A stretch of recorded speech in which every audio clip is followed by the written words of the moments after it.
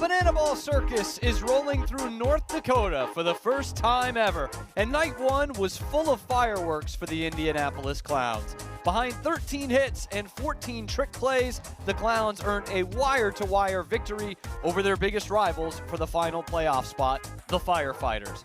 Both teams turning to their stallions for the final turn in Fargo.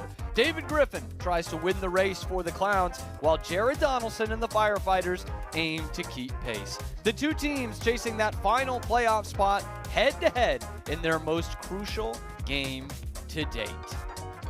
We welcome you inside the Big Top alongside Zach Staten, the voice of the Firefighters. I am Cam Stewart. There's no way to overplay this, Zach. This is as big as it gets for these two teams. We are past the midway point in the season. There is a break looming in a couple of weeks. These two teams are fighting for that fourth playoff spot, and right now it's dead even. And last night, a wire-to-wire Clowns victory. Yeah, it's hard to believe we're already at the end of June, given what both these teams have gone through in this month, from Cincinnati to Lincoln, Nebraska. But this is a punctual point here in the season for both the Indianapolis Clowns and the Firefighters, both sitting at 14 and 21, both on the outside looking in with 5 games of separation into that fourth and final playoff spot. Both tonight could be critical for them to win, because if they do, you get one more series, then 2 weeks off, and then you're in the home stretch right there. You called it a race with David Griffin and Jared Donaldson. Boy, it feels like a sprint, even though this season, of course, in Banana Ball is a marathon. Both these teams love who they're sending out to the bump tonight, and it could be an absolute classic. Both these teams know what's on the line. But how did we get here? Let's take a look at last night, and it was history made. The 39th state that Banana Ball has traveled to. We welcome you to the Peace Garden state of North Dakota, where they have been waiting a long time. Joe Lytle didn't have to wait long at all. South Trimble takes a tumble and left. It's 1-0 on the first walk-off in the bottom of the first inning. But Armando Becerra understood the mission and then some. Brian Dancero's sliding attempt won't come up. Firefighters would score 3 in the third, and they get a pump in on their first point of the game. Then, bottom third, to earn the actual point, Armando, muy caliente, Armando Becerra. Look at this, 5 centimeters off that first blade of grass, spinning 360 behind the back, one of the best plays we have seen all of 2026. He's going to tell Darren McDowell all about it. This weekend, a big homecoming for Correll Prime, the former Fargo Moorhead Red Hawk, and he sends one out, Margie, to left field for the walk-off homer, his 5th homer of the year, his 5th walk-off as well. And speaking of, how about walk-off number 1 for Brian Dancero? Goes down the right field line. That pushes this to a 3-1 lead. Premium shot here from Darren McDowell, double to right center, scores a run, gives the Firefighters another point. But then JBJ, we go backside here in Fargo, North Dakota, a blazer of a 2-run shot to win another point to get us to the 9th inning. All kinds of power up Otako, and this is how the game would finish. One more for good measure. Bobby Leday, trick play number 14 for the Clowns, and it was a comprehensive victory, 5-2.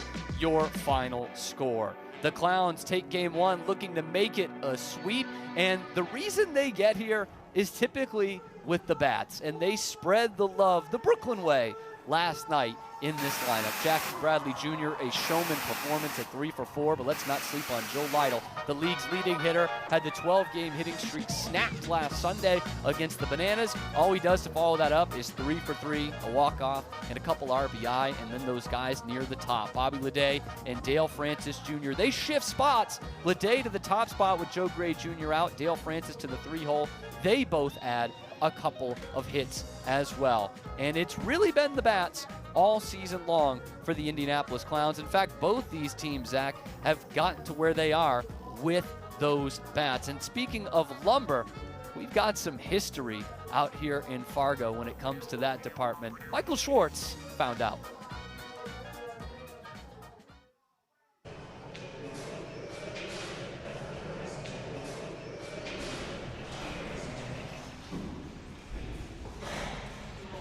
Is it real? Yep. It's so big. Wow. Anyway, we're here, Big Bruce, world's largest bat. It's here in Fargo, North Dakota. But this guy, among starters in all Banana Ball, You're batting about a .430 right now, more than 85 at-bats. What is clicking for you? It's just see ball, hit ball. I had a last weekend in Cincinnati, but I talked to the Pops on the phone about my swing. He said my front foot was dang near on the white chalk line. So he was like, hey, close it up just a little bit. And then yesterday, felt really good at the plate. Felt super comfortable. The rest of your team is consistent. Jackie Bradley Jr., and I was talking to Jackie last night. The stats don't really reflect what you're doing in the standings. You're at the bottom of the league right now, but how do you guys keep that up, gelling throughout, just not you? Yeah, we just got to stay consistent. Keep putting in the work day in and day out, and, that's just how it goes. Wow. It's baseball, baby. It's baseball. It's ride waves. The flow, ride the flow. Ride the flow. And Big Bruce, big bat. It's a lot of big bats on these Clowns. One of the biggest. Maybe you think we could carry it through TSA on the plane back to Savannah? I don't know if it fit. Okay. We'll go through the logistics of that. You keep swinging away, and we'll keep researching away. Joe Lytle, thanks, buddy. Thanks, man. World's biggest wooden bat sitting here in the basement at Newman Outdoor Field, and it is the bats that are going to take these two teams out of the basement. You look at what the Firefighters and Clowns did this weekend just in one game. 24 combined hits, 17 combined runs. It's not the offense that's been the issue for either of these teams over the last few weeks or really the last month or so. They've got to find it both on defense and pitching, and that's where the Clowns really excelled last night, was the fielding. They had 14 trick plays, really took the Firefighters out of the equalizer point before things got started. Tonight, both teams, if you're going to make a run at that fourth playoff spot, you got to start it before you go on this 2-week break, because once you go after that, you're right to the finish line on your highest gear possible. And so for both teams sitting at 14-21 tonight, you want to get that 15th win. Feel good about yourself going into that final series before the 2-week break. And it is something that is not lost on either of these rosters. They know how big these games are. They know where they're at in the standings. And, of course, we see how tight it is at the top there. And that is how we look at this Banana Ball Championship League standings. Let's take a look at what's going down there on the field. The Clowns are keeping the fun alive.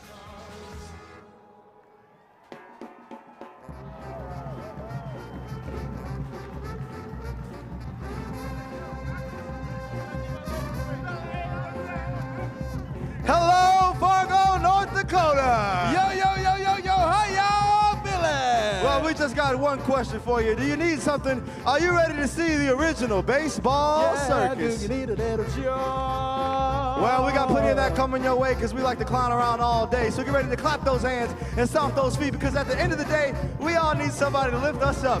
You, me, them, everybody.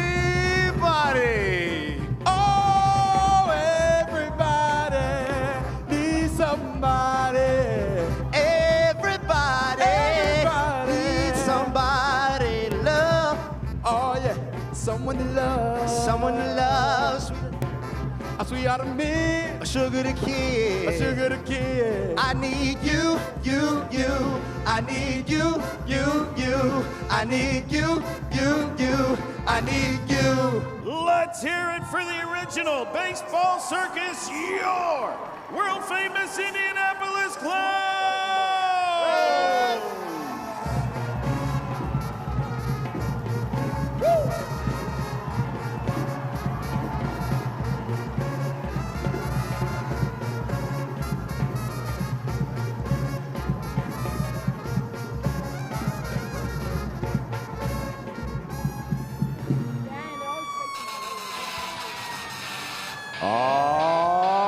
Fargo!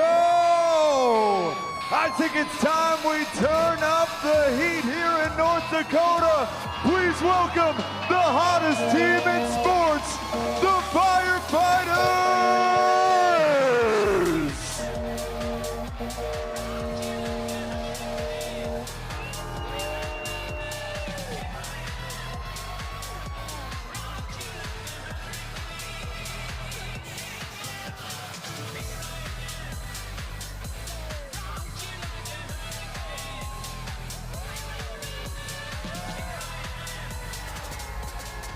And now the starting lineup for the Firefighters.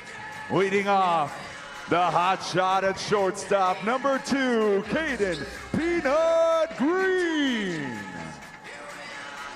In the 2-hole center fielder, number 30, Armando Becerra. Batting third, left fielder, number 0, Lamar Sparks. In the cleanup spot behind the plate, number 4, Eric Jones Jr. In the 5-hole designated hitter, DC3, Dalton Cornett. Batting 6, right fielder, number 10, Darian Premium McDowell. In the 7th slot at second base, South Smoke Trimble. In the 8-hole, manning the hot corner, number 55, Tyner Tiny Hughes. Batting 9th, the first baseman, number 7, Mason Mad Max Maxwell. And the decky, the extra hitter, number 24, Dakota Diesel McFadden. The flamethrower on the mound, tonight's starting pitcher, number 21, Jared Donaldson. There are the Firefighters taking the field in what is a critical matchup. In our first time in North Dakota, Fargo has been electric this weekend. And hey, wherever the Clowns go, they are at the intersection of the Negro Leagues and baseball history, and North Dakota is no different. It runs so deep in the Peace Garden State. Our very own Michael Schwartz sunk his teeth into just how deep these roots go.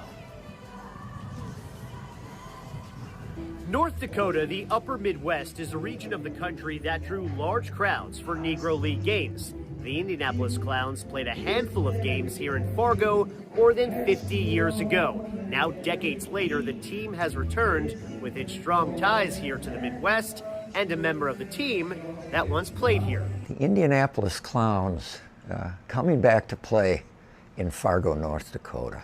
I mean, how about that? Bill Heward was one of the first white players on the Indianapolis Clowns, a pitcher and outfielder in the early 70s, later becoming player manager. He recalls coming to Fargo with the team. The city wasn't like it is today, much smaller. We were in an old cowboy hotel downtown. From Fargo, it's a straight drive west to Bismarck, Jamestown, or south to Sioux Falls, South Dakota. It was just centrally located, and you had good baseball people there. And the town baseball was very competitive. Negro Leagues historian Phil Dixon explains that this region was not only a prime location, but more accepting than others at that time. They also were different than the rest of the country because they used integrated teams up in North Dakota more than maybe down in the Middle West, or even you couldn't do that in the South. Or, we talking about some pretty big areas like Florida and Texas, but you could come up to North Dakota, South Dakota, and you could be a black player pitching for all white town. And so a number of players did that. I just remember being very, very accepting. Bill only had a love for the game and the players he had the opportunity to play with.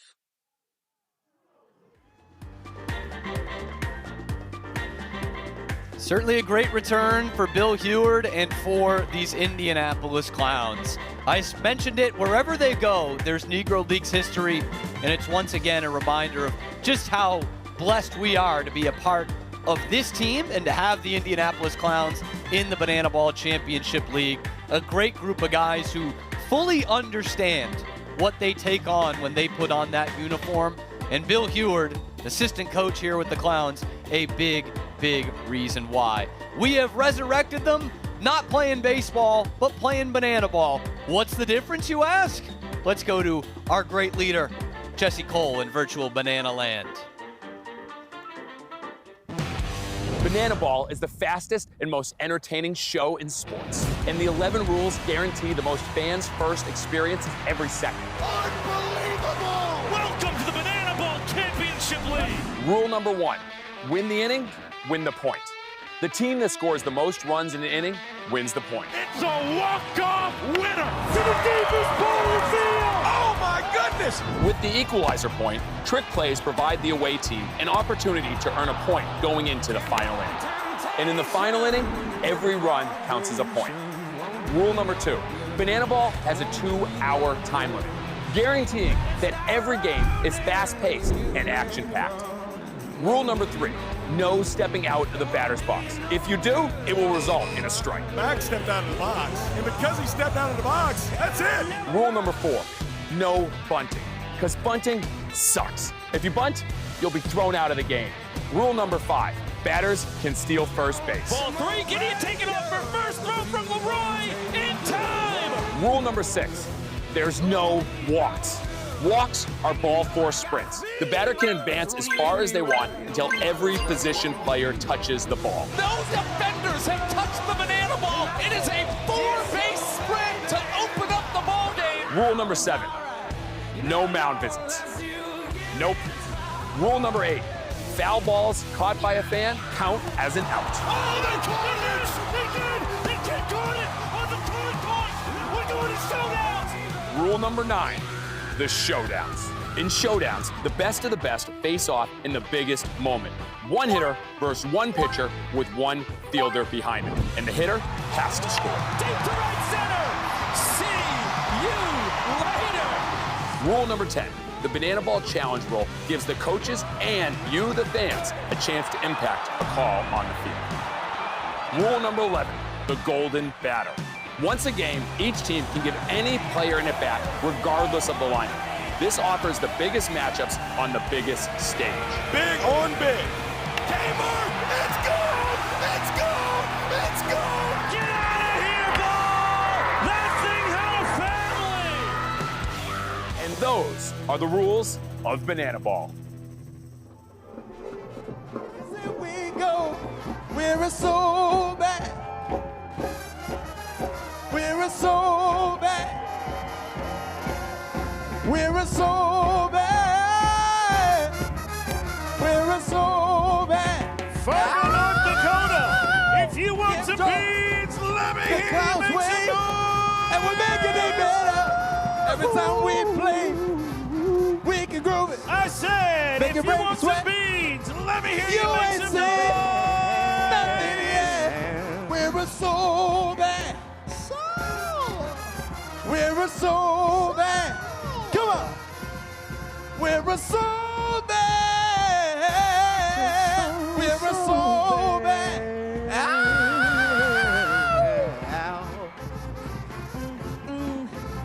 I said so. Come on. I said so bad. Hey, we're so bad. We're so bad. We're so bad. We're so bad. Come on. The sun is shining through here in Fargo, North Dakota, and truly it's always shining when you get the Barnstorm Brass out there to perform. And it's extra sunny when you have a former major leaguer who made an all-star team, won an ALCS MVP and a Gold Glove. That's just in your lineup every day. In fact, go and ask the Indianapolis Clowns. What a big night it was last night for Jackie Bradley Jr., a showman performance, and he is standing by with our Michael Schwartz. Yeah, JBJ, one of my favorite people, and on his bat that he used last night, one of his favorite people, his daughter. Yesterday was the first day you used that bat, and you hit a home run. We touched on it in the postgame, but I wanted to elaborate a little bit more. This is the bat. Yes, this is the bat. It's my second daughter, Elle Bradley, my third oldest, and I'm currently trying to do something that I thought was pretty cool. I let my wife and my kids all pick their own particular color bats, and I have all of their names on the bats. So I'm trying to hit a home run with everybody in the family. Wow. And they Today was that. I hope Elle could sign this bat. Yes, Elle can do whatever she wants with this bat. I got a homer in it already, so it's pretty much hers. Love it. Jackie, I just got to ask you real quick. We're almost at the halfway point of the season. You have such an amazing resume. Does Banana Ball live up to your expectations? You didn't know what you were getting into. Honestly, didn't. I heard a lot of great things about it, and I got to experience it for myself last year in Boston, and being able to kind of be around the players, be around the cast, everybody that kind of makes this thing, the upper management. They treated our family with such great care, and I completely went into this with zero expectations. I just knew that I wanted to, have a good time and see what it was all about. And this is absolutely phenomenal, and I can see this place doing a lot of special things in years to come. Well, JBJ, we're so grateful to have you here. We'll send it back up to you guys in the booth. Thank you, Michael, and to Jackie. It might have been L that sealed the L for the Firefighters last night with that 8th inning walk-off from Jackie Bradley Jr. And what a turbulent month it has been for JBJ. It didn't start all that hot, but once he got over a little bit of a cough and the weather got even warmer and the sun stayed out longer, JBJ's hot. And JBJ's bat inevitably got hot again. You've seen it over the last 2 weeks, that average nearing 600, cutting down on the strikeouts and starting to hit the ball out of the yard even more. You saw it with home run number 7 last night, a double last weekend against the Savannah Bananas. That bat is starting to scorch once again. It's funny.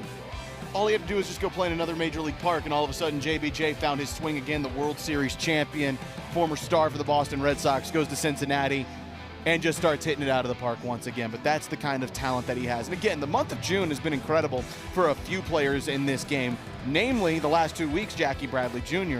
But you look on the opposite side. What about Caden Green? 400 average. Armando Becerra is hitting 429 in the month of June. EJ is above 400. Eric Jones Jr. for the Firefighters. This month, the start of summer, has been sweltering hot for the bats here in Banana Ball.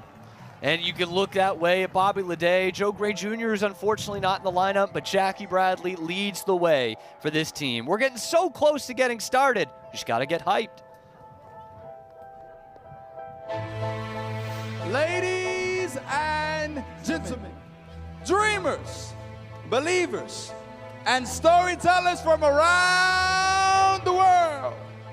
For over 50 years, the Clowns barnstormed this country, city to city, town to town, bus ride to bus ride. They played through rain. They played through hate.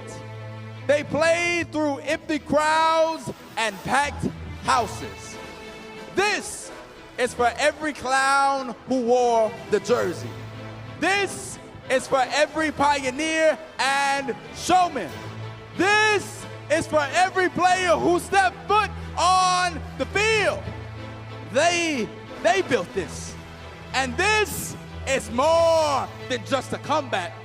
This is more than just a reunion.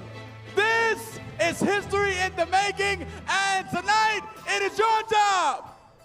Fargo!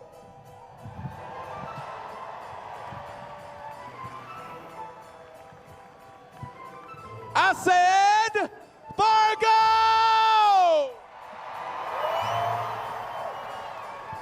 After 37 years in the darkness, the original baseball circus is back, and the show starts now! Fargo, North Dakota, it's time to get loud and rowdy and welcome the starting lineup of your Indianapolis Clowns! Leading it off, a man of few words but a whole lot of trick plays at shortstop, Bobby Leday! He's an MVP, World Series champion, and a two-time Athletics All-Star, Jackie Bradley Jr. Making a splash even when there's no water around, Dale Francis Jr.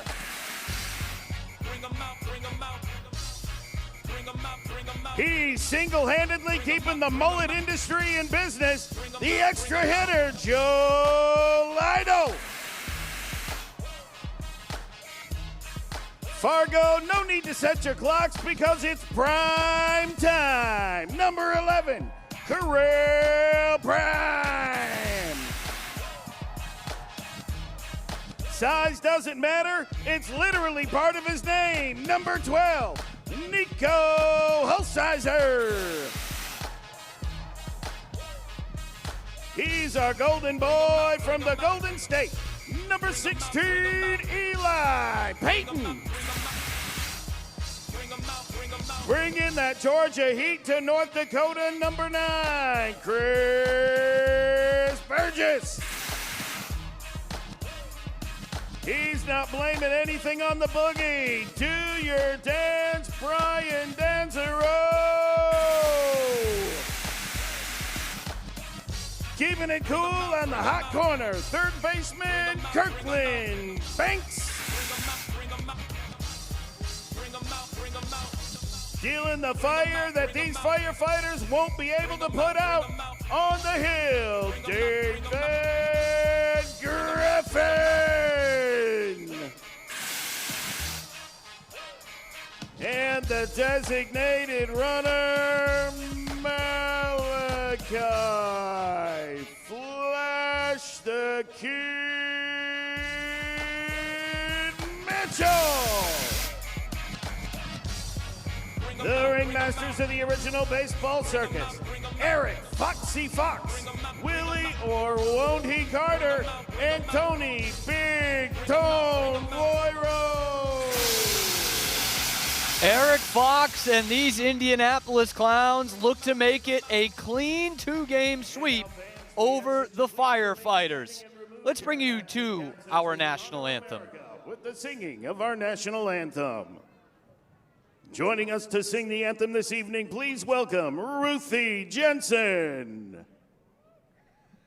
Oh, say, can you see by the dawn's early light what so proudly we hailed at the twilight's last gleaming, whose broad stripes and bright stars through the perilous fight o'er the ramparts we watched were so gallantly streaming, and the rocket's red glare, the bombs bursting in air, gave proof through the night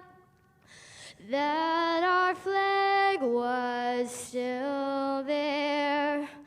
Oh, say does that star-spangled banner yet wave o'er the land of the free and the home of the brave? Fans, give it up for 13-year-old Ruthie Jensen. Ruthie Jensen with a stirring rendition of our nation's national anthem. And Newman Outdoor Field in Fargo, North Dakota just turned 30 this past week, and it seldom had a weekend like this. Packed to the gills at over 4,600 in our first trip to North Dakota. We welcome you in on the Clowns YouTube. We are about to get started here. Welcome, America, and those of you watching in downtown Fargo at the viewing party as well. This city, this state has waited a long time for Banana Ball to come here. We had a great night 1, and let's get it started for night 2. Here's what the defense looks like for the Indianapolis Clowns, who will take to the field first. It was a dominant performance in the trick play department, 14 of them for the Clowns, once again tying their season high for trick plays in a game. You see Jalen Vasquez, who got the start last night. He is in as your designated fielder at second base. Kirkland Banks goes over to third. Bobby Leday is leading the way, and it's really that left side of the defense that has been so impenetrable and so good at the trick plays. Kirkland Banks holding his own, but Eli Payton moves from third base to behind the dish, catching tonight, and they find a way to get Chris Burgess, Joe Lytle, and Eli Payton all into the lineup, and it's all behind David Griffin, the Stallion, at the top of the pitching rotation for these Indianapolis Clowns, the pride of Hanover, Massachusetts. He told me he didn't love his last 2 starts out there, but he does like seeing the Firefighters on the other side of things because he has had success in 3 starts this year. 3 appearances, 2 starts, where he's gone 10 1/3, given up 6 earned, but struck out 10 over that span. One of the high-volume strikeout pitchers in our league, the former Triple-A right arm for the New York Mets. However, the last time he faced the Firefighters in Richmond, Virginia, he gave up a pair of home runs to this lineup right here. Caden Peanut Green, 391 average. Armando Becerra, I told you earlier in the month of June, 429 at the plate. You notice a little bit of moving and shuffling here in the lineup for the second straight night. Logan Lacey, who had previously started 90 straight games for the Firefighters, not in the lineup again because of a little issue that popped up yesterday. Lamar Sparks now your 3 spot. Eric Jones in the 4 spot. DC3, Dalton Cornett, the designated hitter tonight in that 5 spot. Watch out for Darian McDowell, 2 doubles last night. And South Trimble, this is the 10th time he's been in the lineup this year. He's had hits in 7 of those games. Oh, we cannot wait to get started here in Fargo. Only thing we got to do is start that clock. Fans of Fargo, North Dakota, it is about that time that we start the clock. But ladies and gentlemen, before we do, I want to give a huge shout out to you, North Dakota, because this has been our first ever weekend of Banana Ball, joining you here in Fargo, North Dakota. Give it up for yourselves. That's right, ladies and gentlemen. And with that said, to help us start the clock tonight here in North Dakota is a man who knows more about baseball history than just about anybody. He's an author, a historian, and a former Indianapolis Clown who played right here back in the day in North Dakota from 1971 to 1975. Ladies and gentlemen, please welcome Bill Heward. Good evening, Fargo. 53 years ago, I had the thrill to roll into Fargo, North Dakota as a member of the Indianapolis Clowns. And that team was carrying on the tradition that the Clowns and other Negro Leagues teams had done for decades, playing across this state. Goose Tatum, Oscar Charleston, Satchel Paige, they all played here. And tonight, the Clowns are carrying on the tradition. But we need to help get the show started. On my count of 3, let's do play ball. 1, 2, 3, play ball! Leading it off for the Firefighters, number 2, Caden Green. Bill Heward getting us ready, and David Griffin dealing to Peanut Green. 2 teams tied for 5th. Outside looking in the Banana Ball Championship League standings. Clowns go for the sweep. Firefighters look for the split. Caden Green in a good spot right here, 3-0. Patient approach so far from Peanut. Takes that one, get me over strike. David Griffin talked about a lot of off-speed pitches early in the count. We'll see how much that holds up tonight. He falls well behind, and it's a ball 4 sprint to get the ball game started. Caden Green. With that little spitting of rain here over the last maybe hour or so, they didn't put the tarp back on the field, so you wonder if the dirt's a little clay, a little bit more mushy. Peanut almost slipped going to second, puts on the brakes and finds his way back to first. That's a nice start for the leadoff hitter. Armando Becerra now comes in with a man on first, made maybe the catch of the season last night. Catch of my life, man. Almost an optical illusion. Try and do it with the bat here, and that one hops up on Jalen Vasquez on that mud. He tries to get up and throw. Ball gets away, and Peanut Green will move up. That's a pretty clear error there on Jalen Vasquez. It's not just off the glove, but it's the throwing error that's going to be costly because it gets Caden over to third with runners on the corners, nobody away. Lamar Sparks, who knows this park so well from last season, played half the year with the Fargo Moorhead Redhawks, had a double last night. He'd like to go a little bit further here with runners on and nobody away. Traffic early in the night for David Griffin.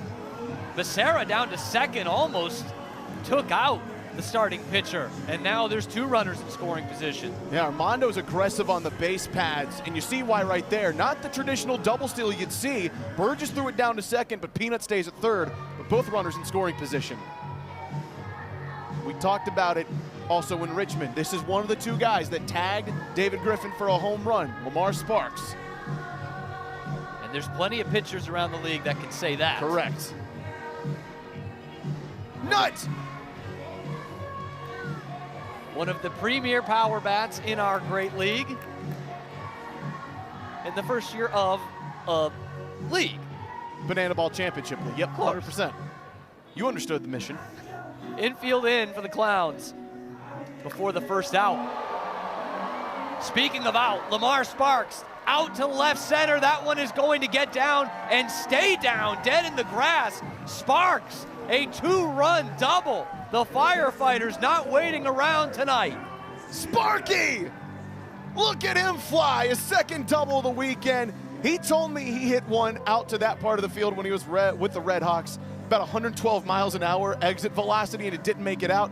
That one felt like it had a shot too, but that'll do just as well, clearing the bags and making way for my friend, the mustacheless now, Eric Jones Jr. Doesn't get any easier in the middle of this Firefighters order. But Lamar has sparked a fire. Good. You ever heard that one? Of course. When he was drafted, the big joke from Drake Toll, the guy with the perfect name. It is almost too perfect. There's no such thing. There's no such thing as too perfect. Not in Banana Ball. This is going to be the second ball four sprint of the inning.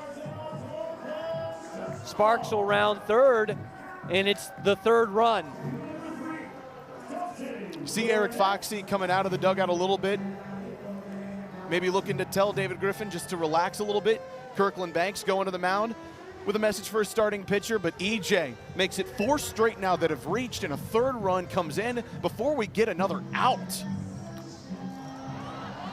one straight back over us. Yeah, that one wasn't close. That one made it out to the plaza right behind us. Riley Turner, official statistician, did have the hands up. He was calling us off. He was ready for it. You played the beats, huh? This one up and away, and Griffin behind in the count again. Check that. 1-2. Check swing, appeal down to third. Eli Payton wanted it. David Griffin probably wanted it even more. Kirkland Banks wanted it, maybe the worst. John Cross, our third base umpire, says he did not go. This time, no doubt about it. Half-hearted swing, and David Griffin has his first out of the night and his first K on the board. Yeah, that's where he gets to be so dangerous, David Griffin, is when he gets you thinking about that one coming back in on the backdoor bender. That time fools Dalton Cornett and gets the first out. Finally is Darian McDowell, a man with 2 doubles last night, steps back in looking for a little more. Couple RBI to go with it, but this one tailor-made for Leday to Vasquez. 6-4-3, double play, put a trick play in there, first one of the night. And that Clowns defense limits the damage. But it's 3 across for the Firefighters. They wasted no time in this top half of the first inning. Those bats alive early in Fargo. All right, so let's take a peek at what happened last night. When the Firefighters scored 3 runs, which they did twice, they won the inning. When they scored only 1 run in an inning, which they did twice, they lost that inning. So this is an important one to win now. 3 in the top half of the first, and the guy coming out in Jared Donaldson, as you see my friend Lamar Sparks coming on in to get that 3rd run of the inning. Now let's take a peek at what's happening on the defensive side, and there is a lot of moving and shaking here for the Firefighters. EJ at the catcher spot. South Trimble is at second base. For the first time this year, Tyner Hughes, who at one point last year with the visitors played all 9 positions, is now at another spot at third base. Lamar Sparks in left field, along with Armando Becerra and Darian McDowell. South Trimble, usually a designated fielder and runner. He's in the lineup tonight. There is no designated fielder for the Firefighters. And how about this? For the first time in Fargo, we celebrate a little Donnie Day here with Jared Donaldson coming on into the dish. Hey, the last 2 starts he's had, 11 2/3 innings pitched, 9 strikeouts, just 3 ball 4 sprints, and only 4 earned runs allowed. If he brings that kind of fire in his eyes again, this guy could really present a ton of trouble for an Indianapolis Clowns team that he dominated in Greenville and was very good against in Richmond. And it's impressive enough. This is a tough lineup to dominate. And it's seen some shuffling itself. Once again, no Joe Gray Jr., the player of the week in the BBCL last week, dealing with an injury, not in the lineup once again tonight. Bobby Leday moves up to that top spot.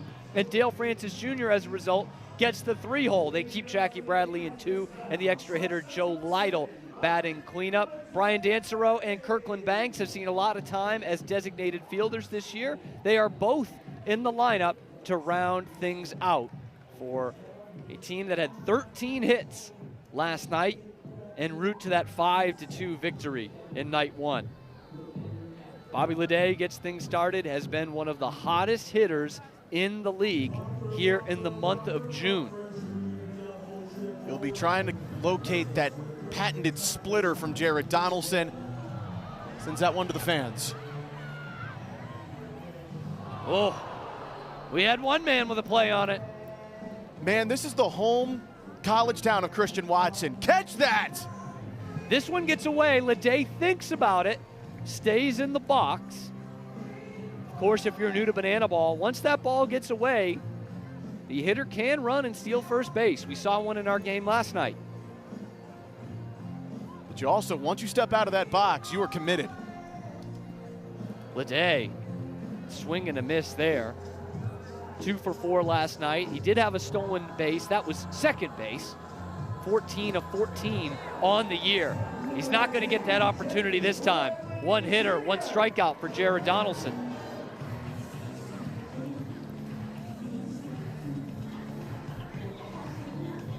And it's the showman of the night, Jackie Bradley Jr., to stand in. A 3 for 4 night. Just another day at the office for JBJ. Opposite field 2-run homer to walk off the 8th. His 7th homer and 32nd RBI. The latter leads the Indianapolis Clowns. Under this one, Peanut gonna track it down on a ball that was tailing and gonna take it the easy way. So if you've watched our game so far this weekend, which is basically 9 2/3 innings old, you'll know the wind here is just blistering and it goes all over the place. On that one with Peanut, you want the trick play, it goes up that high, it's ready-made, but the wind's gonna make it look really hard up in the sky, and so for Peanut, just get the out, get you to Dale Francis Jr. with 2 away. And you saw, Tyner Hughes is under it, and you see the effect of that wind when all of a sudden it's the shortstop going to get it. Brian Dancero, the Clowns left fielder, was talking to me about that before the game today. He's played here before, said it just gets wild out there. Ball 4 sprint for Dale Francis Jr. With 2 outs, the Clowns do get a base runner. It's already the 3rd free pass we have seen in this game. That's the 2nd straight night that Dale Francis Jr.'s first plate appearance, a good one. Last night a single, tonight earns it with a free trip via ball 4 sprint. 4 straight bad ones there from Donnie. Now goes up against probably the hottest hitter in the league right now, a .430 average for the former Firefighter and Joe Lytle. It's tough to do at this point in the season, but brought it up 20 points last night with a 3 for 3, couple of stakes, walk-off. This one on 1 hop to Peanut, gets it over to second, put the trick play in the book, and put the point in the book for the Firefighters. 1-0 our score. Good job there from Nutt to get that first trick play on the board. Last second, smoke right there. Firefighters lead it 1-0. And let's send it down to the field. All right, here in Clowntown, we have the best mascot here in Banana Ball, and his name is Peanuts. Have y'all heard of Peanuts? Yeah, that's right. And so today we're going to be having auditions for another mascot, a little mascot. And come on out, little Peanuts. Come on out. Come on out. And so the baby Peanuts will be racing from that foul pole all the way to the finish line. And now it's going to be time to see who will be our baby Peanuts. This race is called Little Nuts. Let's begin. All right, on your mark, get set, go! Oh, they're off. Off to a strong start. He's strutting. He's striding, making his way. Come on, Little Nuts. Go! He's almost there. He's almost there. And he got it! Good job, man. Don't leave me hanging. There you go. Good job. Good job. All right. If by some miracle, Peanuts, the world's only pitching mascot, gets on base tonight, needs a pinch runner, just watch out for that kid. Is that possible? Look, we saw about 5 pinch runners thrown in at one point last night. Yes, that's correct. It could happen. I still need to find out from Josh Talevsky if that's actually legal. I'm thinking of filing a class action lawsuit against that. I believe there's a designated runner in our game tonight who is a pitcher. Yes, that is Zach Phillips, who pitched last night. In fact, the Firefighters' designated runner last night was Javon Ray, another pitcher. So I'd say it is possible. We'll just have to wait and see. That's a great frame job there from Eli Payton. Sure was. 0-2. Sent out towards center. Jackie Bradley Jr. through the legs. My, oh my. Cam, I'll ask for your perspective here. Did he look like he even had to put that much effort into that one? I mean, look at this. He just makes it look so simple. I mean, like taking out the trash. Just as nonchalant as you'd like. Jackie Bradley has a history of making things look easy, just like Jalen Vasquez did right there. A quick 2 outs for David Griffin, and that is exactly what he needed to start off this frame. Yeah, if David Griffin gets on his horse here, he could have gotten himself a sub-60-second inning. Won't have that here. Mason Maxwell, gonna make him work a little bit anyway.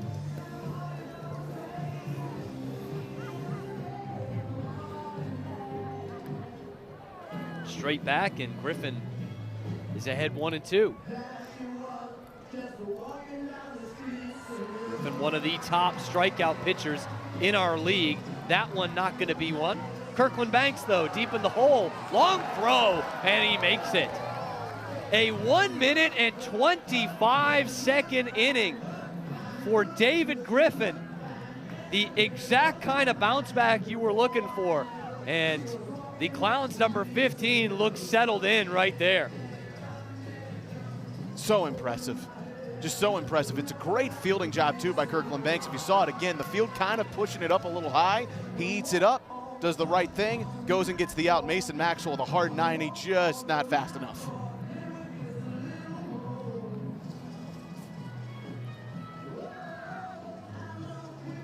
Fans enjoying a summer night here in Fargo, North Dakota. Speaking of summer nights, Jared Donaldson.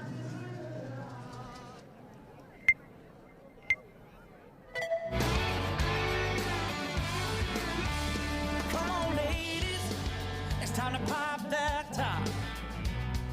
And fellas, I know you're ready to ride.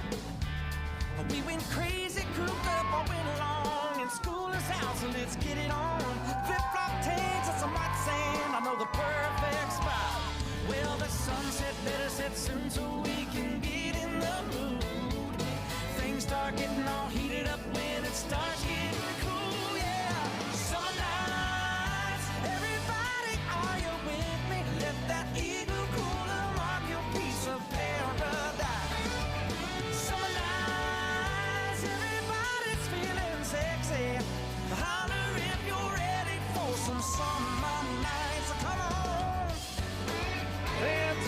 That is Jared Donaldson. And that is how you do a pitcher walk-up right there. Summer nights, Rascal Flats. Let me tell you a story real quick. Let me take you behind the scenes, behind the travel, if you will. So Charlotte, North Carolina, we're coming back. It's myself, Jared Donaldson, Tyner Hughes, Brett Loftus in a car. What a car, by the way. This is the start of a great joke. No, it's not a great joke. It's a great story. Donnie looks and tells me, hey, man, I know every Rascal Flatts song ever if you guys need to have a walk-up for me. So we said, let's test you. And sure enough, we tested him, and he just knocked that out the park. Test passed.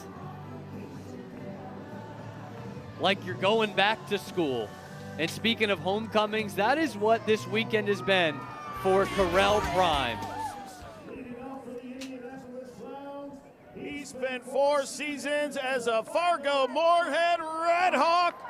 Fans, give it up for number 11, Correll Prime.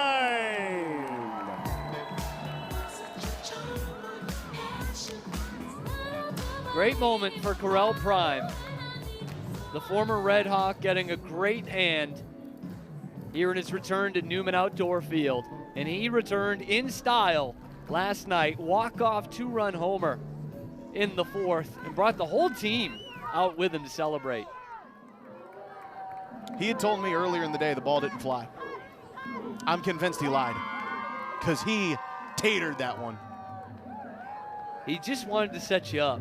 It just looks even more impressive when the ball's not flying the way he hit it out.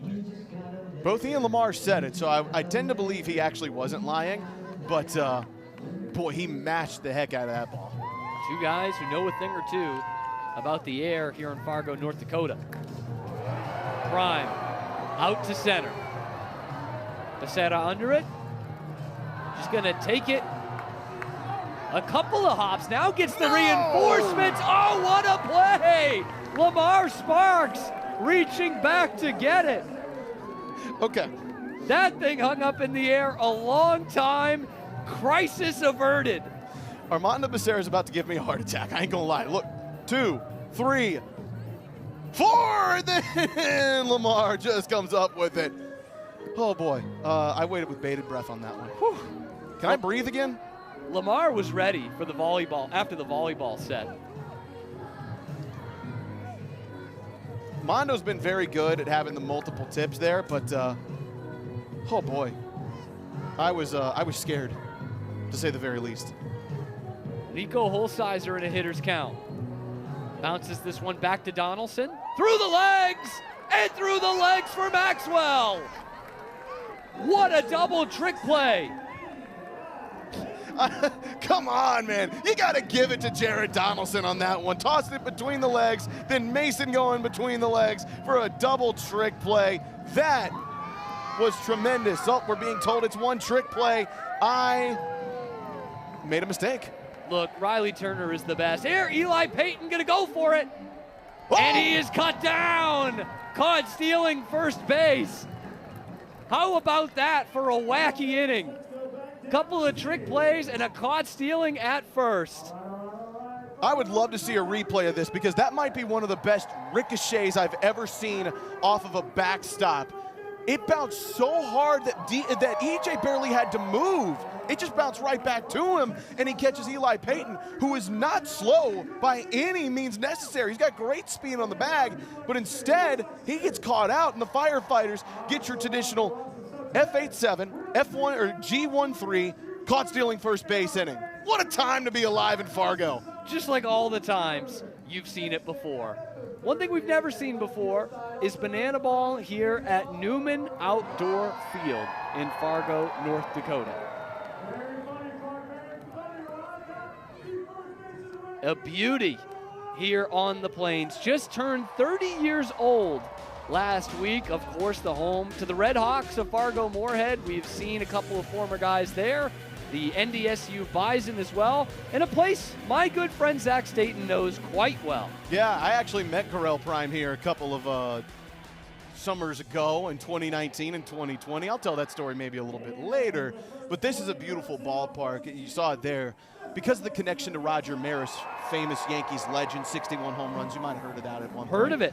They actually made the outfield dimensions almost identical, right down to the yards of what Yankee Stadium, the original Yankee Stadium, looked and felt like. So it pays great homage to one of the great ballparks. And then if you go around the suites, they're actually named after some of the great ballparks throughout history. So Fenway Park is named here. The Polo Grounds are on some of these suites.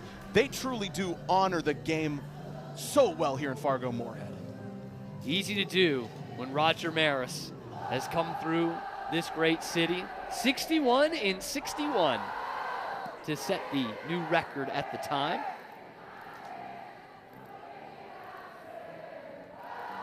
David Griffin behind in the count, 3-1. He's already issued a couple of ball four sprints early in this ball game. Dakota McFadden, his first time up, swung right through what might have been ball four. T-Mac just looked back at his firefighter crew like, hey, did I do that? Yeah, you did. Full count offering in there, froze him, strike three. How about a work back for David Griffin in that at-bat? Let's look at the replay here. That's right at the knees. That's tight. That's the kind of stuff that gets David Griffin from independent ball to a spot in the Mets organization. All the way up to AAA. Jalen Vasquez going to first on that one. 2 down. Count that as the third trick play so far for the Clowns, evening up that tally.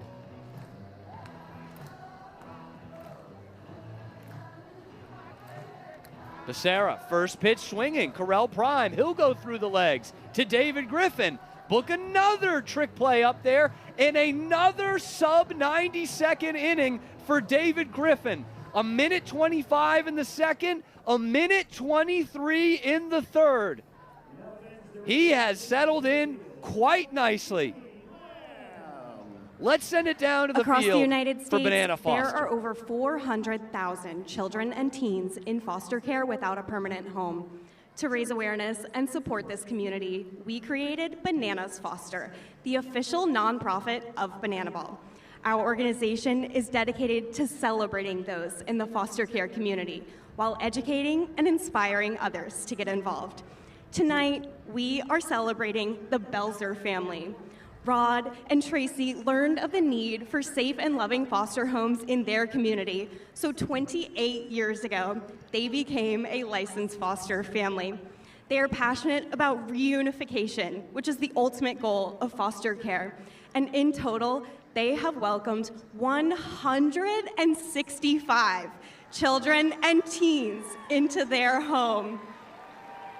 Fans, please join us in celebrating this incredible family for making a difference right here in your community.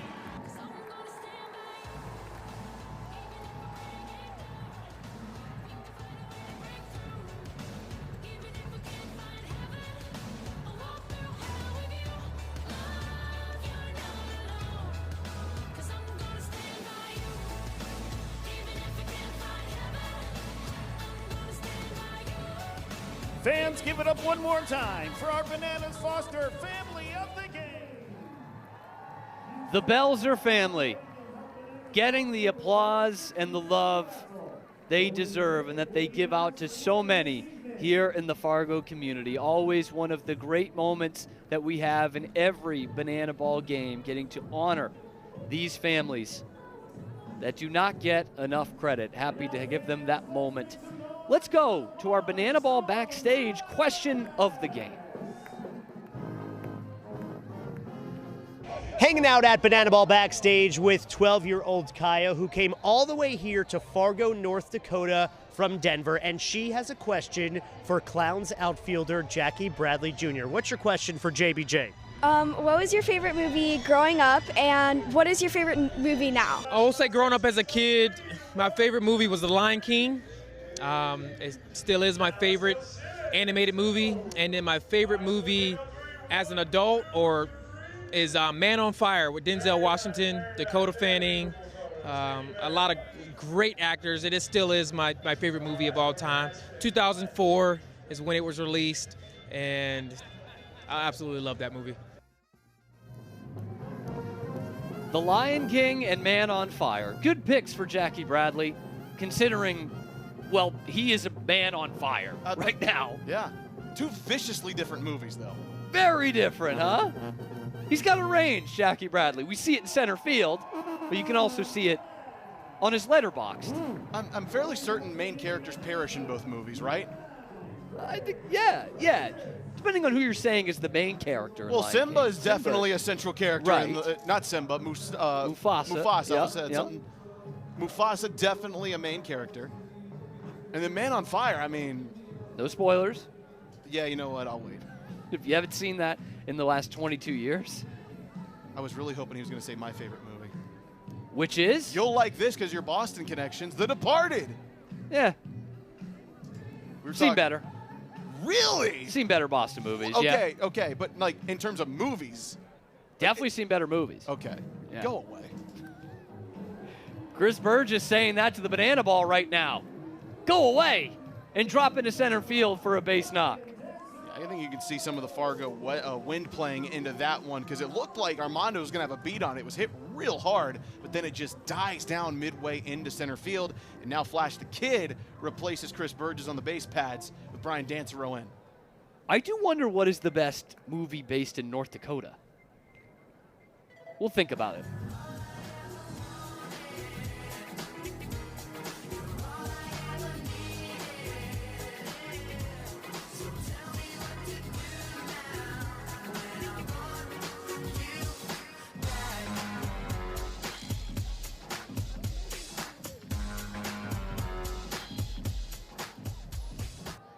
Check over to first. Donnie playing with his old mate there. Want to clean up a couple things from the last couple of innings. So Jared Donaldson's throw over to Mason Maxwell is now a double trick play. There was not a trick play for Jalen Vasquez there in the top of the third inning. So it's just Correll Prime's trick play there. So the count is now 4-3 in favor of the Firefighters in the trick play battle. Something we will monitor all night. It was a landslide in the trick plays department for the Clowns last night, but the Firefighters have set some records of their own this year, looking for the equalizer point here in Game 2.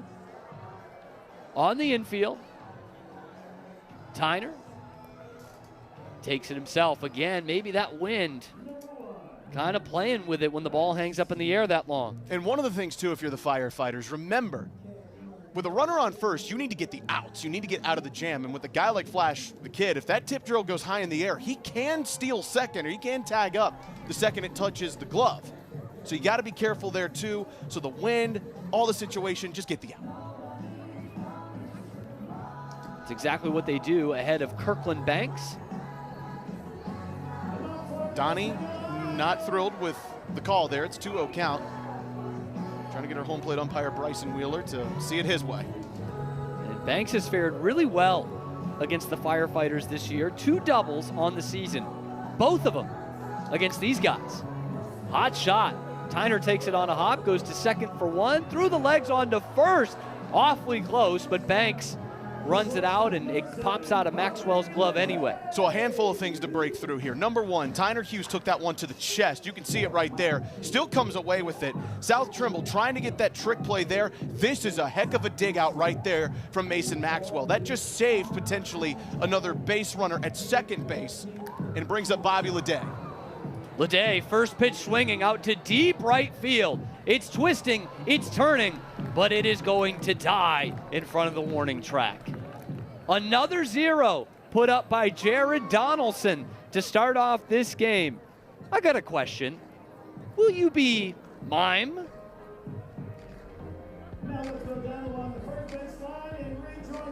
And Jarius. Well, hello, fans of Fargo, North Dakota. Here in Clowntown, we love to celebrate love. And what better way to celebrate that love than to serenade your lovely wife? Well, ladies and gentlemen, we are about to find out right here. Jarius, who do we have over here to my left? Over here we have Brian and Lindsay. That's right, ladies and gentlemen. And over here to my right, I have Jennifer and Jason. And tonight they are celebrating their 24th anniversary. Well, tonight, ladies and gentlemen, we are about to find out who re-wins their honey's heart tonight. Ladies and gentlemen, the rules of this game are simple. Jarius and I are going to sing, and these fellas are going to have to mime out everything that we do for their lovely ladies. We like to call this one, Will You Be Mine? All right, we are going to kick it off first with Jennifer and Jason. DJ, hit it.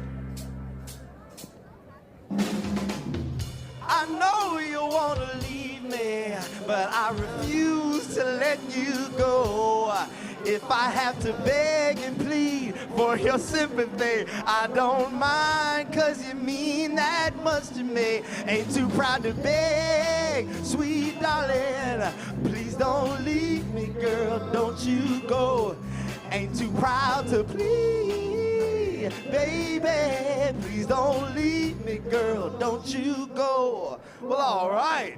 Jason, Jennifer, not too bad. Jarius, what do we got over there? Let's see what you got. That was real cute, but I got Brian and Lindsay, and we are ready to go. Shark, hit it. Hey! On it, let's do it. Ride it, my side up. Waiting, uh-oh, coming. Jump on that. Come on. Let's do it. Oh, Ride it. all right, wait, let's cut this off before it gets too crazy. Ladies and gentlemen, give it up for Brian and Lindsay. Well, it's now time for you, the fans, to decide who wins at Will You Be Mine. Ladies and gentlemen, is it Jennifer and Jason? Or was it Brian and Lindsay?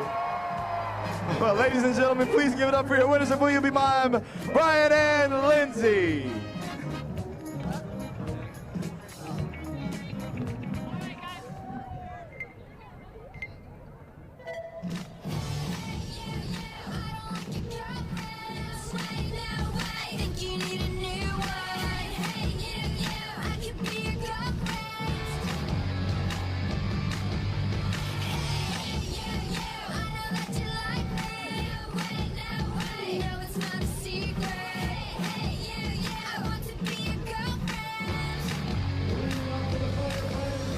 Lamar Sparks up to the plate, and we have got the returning legend, Correll Prime, over there at first base. Prime time. How does it feel to be back in Fargo? Oh, it feels good, man. You feel this weather and this breeze right now?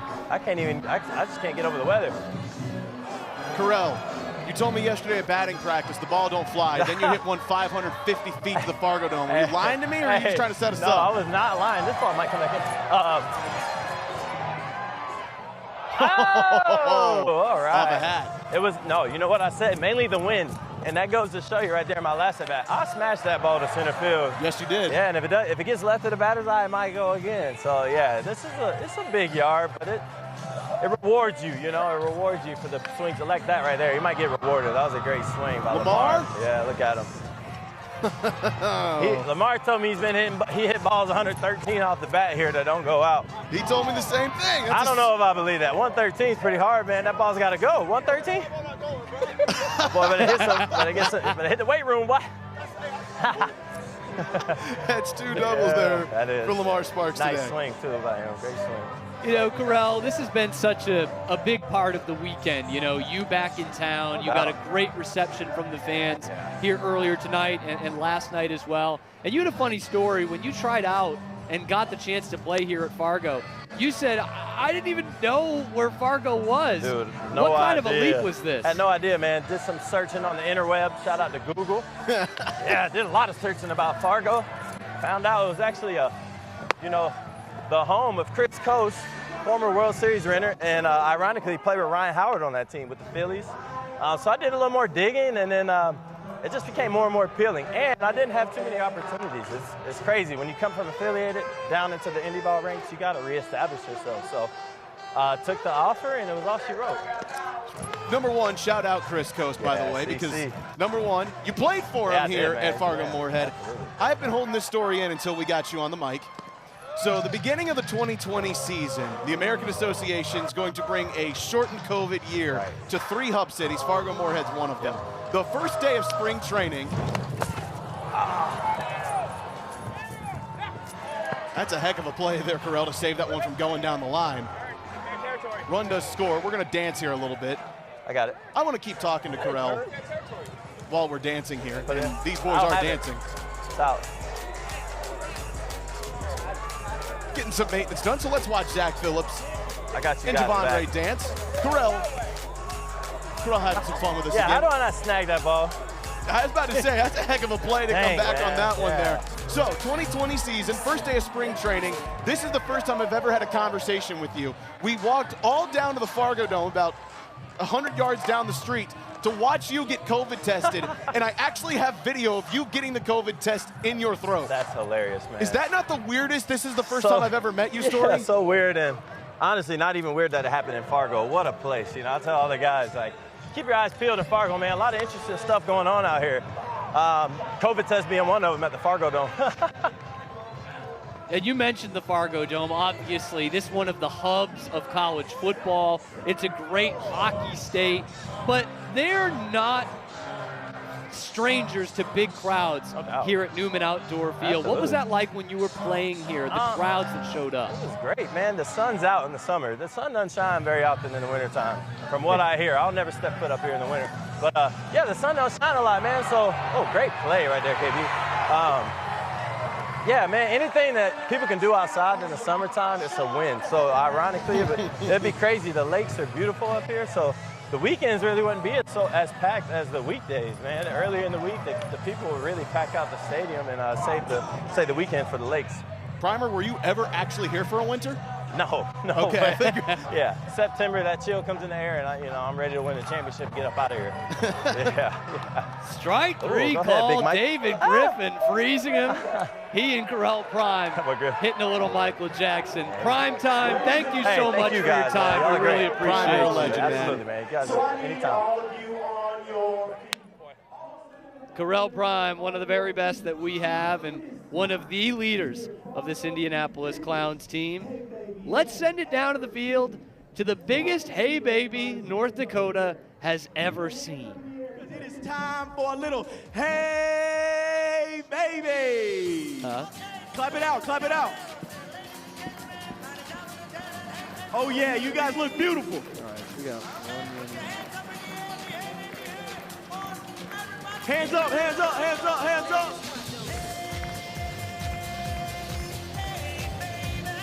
Hoo, ha.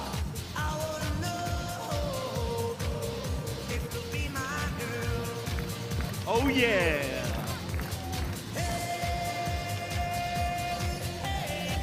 Let me hear you. Hoo, ha.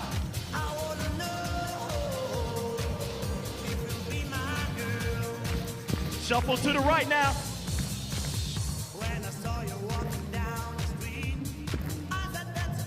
Hey.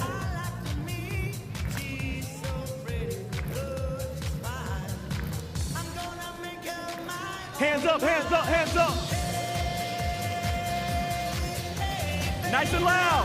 Hoo, ha.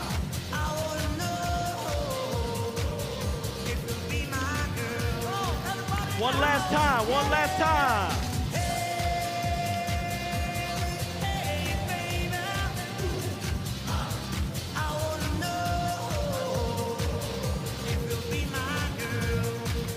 You guys are amazing. I didn't know y'all could dance like that.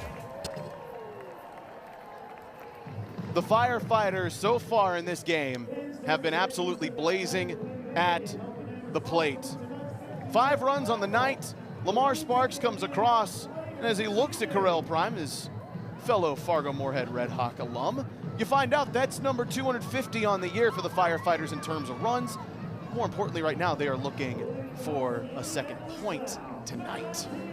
And Jared Donaldson has locked it down so far. He needed innings out of him today and quality innings. Just 1 hit allowed through 3 full. And we talked about it earlier in the game. You know, the 3-run lead, easy to protect. It's that 1 run that has bitten the Firefighters. It bit them last night once as well. And that's what we have right here in this bottom of the 3rd. Jackie Bradley Jr. That one's going to trickle to the wall. Bradley, stand-up double with a big turn to get things started here in the 3rd. Left field has been trouble for both teams all series long.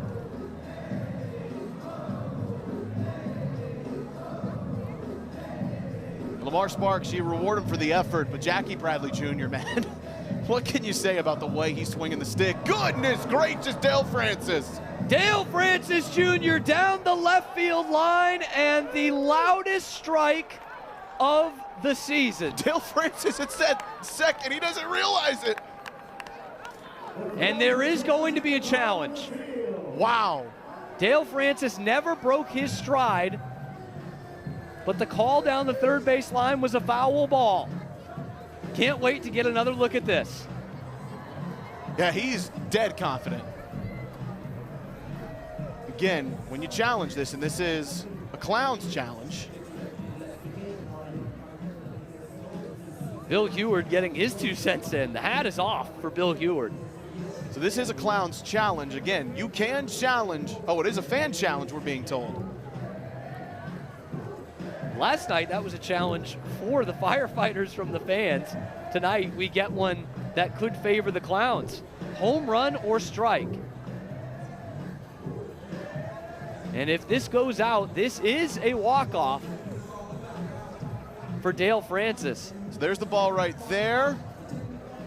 So he can't see it there. Okay, there it comes landed in. Yeah, I think that's fair. That looks like a fair ball. Right there, it looks fair to me.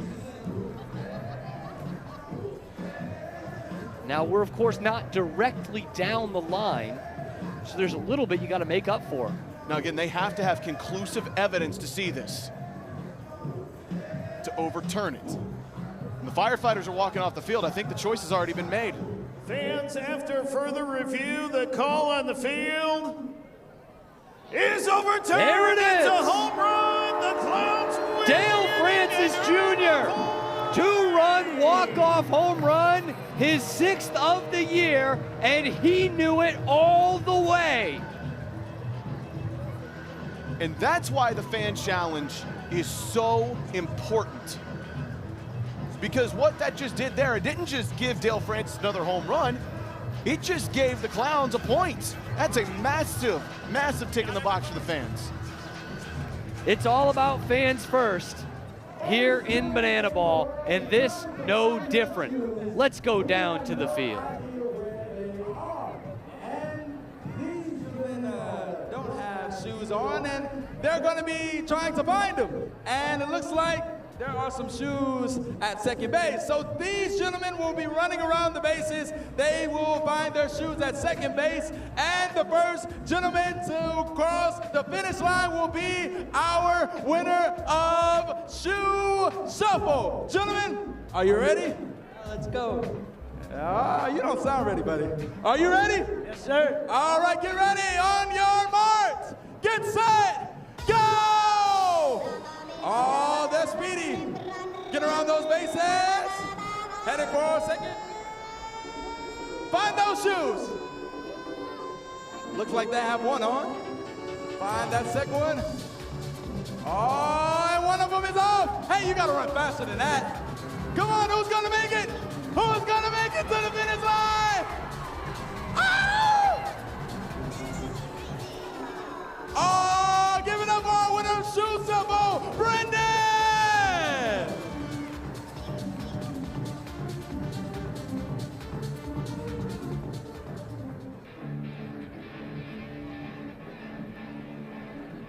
And it looks like our own Michael Schwartz is standing by with a very special fan. Home run celebrations, more celebrations. Grayson's 9th birthday. How's your first Banana Ball game? It's going pretty well. All right, well, we got a special guest, and Fisher Polydorf knows how to sing Happy Birthday. Take it away. All righty, group. On the count of 3, we're going to sing Grayson a happy birthday. You guys ready? 1, 2, 3. Happy birthday to you. Happy birthday to you. Happy birthday, dear Grayson. Happy birthday to you. Happy birthday, Grayson! I'll tell you what, I never got a birthday present as good as Old Knuckles singing to me. I'm hoping we can change that this year. Oh, what a special moment. Fans first always here in Banana Ball. We've got a 1-1 game, and David Griffin has really settled in after giving up 3 in the first. did give up a run in that fourth, but Dale Francis Jr. gets it back and then some on one swing. 2 hitters, Jackie Bradley Jr. double, Dale Francis Jr. upon further review, walk-off home run. This one headed down that left field power alley again, and with less fanfare, that one is rolled foul and out of the ballpark. I thought Tyner had just hit the big shot for the second time this year. He has had some shots to left field that have pulled foul that would just break your heart. Add this one to the list? Oh, that one certainly. I thought that was dead gone. Again, I'm thinking. Jalen Vasquez through the legs. Put that one on the trick play board. Let's have our firefighter of the night. Welcome tonight's firefighter of the night, Brandon Farley. Brandon has been with the Fargo Fire Department for 4 years, wearing many hats, such as a driver-operator, hazmat awareness and operations, instructor, officer, and rescue diver, just to name a few. Farley has served his country as a United States Marine Rifleman with the 2nd Battalion, 1st Marines. When he's not battling blazes, he spends his spare time on the ice. Brandon is the founder of the Battle of the Badges Police First Fire hockey game, as well as the coach for the West Fargo Stampede Youth Hockey. Let's hear it for tonight's firefighter of the game, escorting Mason Maxwell to the plate, Brandon Farley. Brendan Farley is North Dakota tough. Just look at what this guy has done here in the Fargo Fire Department. Just 4 years. He's a driver and an operator. He's helped with hazardous materials awareness and operations, which is some absolutely incredible stuff that you have to get right in order to protect firefighters' health and long-term well-being. He's a guy who has gotten the police and the fire units together for charitable hockey games. He's a head coach here. An impressive resume for Brendan Farley. Finding so many ways to give back to his community. Kirkland Banks on a hop. What a dig out by Correll Prime. KB, man, that's a great play. Digging it out, run it up to it, and then no trick play. You just got to get that second out with some momentum on your side. And Correll Prime at first, veteran play. Rocket into left field. Dakota McFadden in that 10 hole with a hard base hit. Making now 7 for 12, D-Mac is against these Indianapolis Clowns. Add another single to the record books. He is just locked in when he sees that team in copper and blue. And a guy who's locked in about every team he plays against, Peanut Green. Yep, Young Nut. With a man at first, takes one across for strike one. I will have this point in my back pocket till I'm blue in the face. That's a great pitch from David Griffin. If there's a most improved player in banana ball this year, you're probably looking at him right there in Caden Green. This one goes back to Griffin. Griffin between the legs, but loses it on the transfer, gets the out at first to end the inning. No trick play on the play. But talk about a guy who has had a comeback in this game, David Griffin. Settled in nicely in a 1-1 ball game. I hear the sirens. We gotta find Fargo's most wanted. It just got a whole lot taller down along the third base line. Let's send it down to Kaz. Ladies and gentlemen, here in Banana Ball, we're traveling to different states every week, and I always like to do my research. So when I Googled North Dakota, I found out there is a law where you're not allowed to dance while wearing a hat. It's true, you can Google it. Well, I found 3 of the biggest rebels here in Fargo. They're gonna put on the show of a lifetime, and you are going to determine who is Fargo's most wanted. Introducing first, please welcome 25-year-old Anton. All right, Anton, let's see what you got. DJ, hit it. Uh-oh. Okay. Oh, jeez. He's bringing it around town. Okay. That's good, Anton. Not bad. All right, you wait right here. Up next, we have 41-year-old Brian.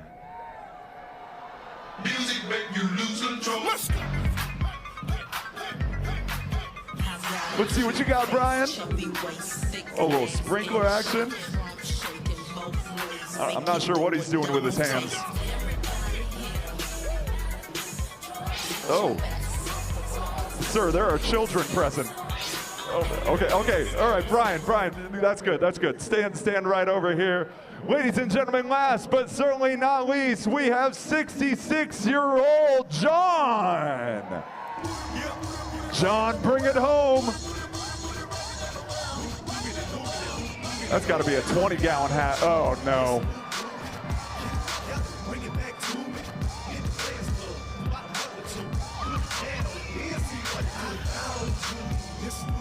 All right, John, we're good. Thank you. That was fantastic. You wait right here. Now, Fargo, you are going to determine who is Fargo's most wanted. Is it 25-year-old Anton? That's not bad. Or is it 41-year-old Brian? Or is it the man in the 20-gallon hat, 66-year-old John? Ladies and gentlemen, we have done it. We found Fargo's most wanted. Boys, get him.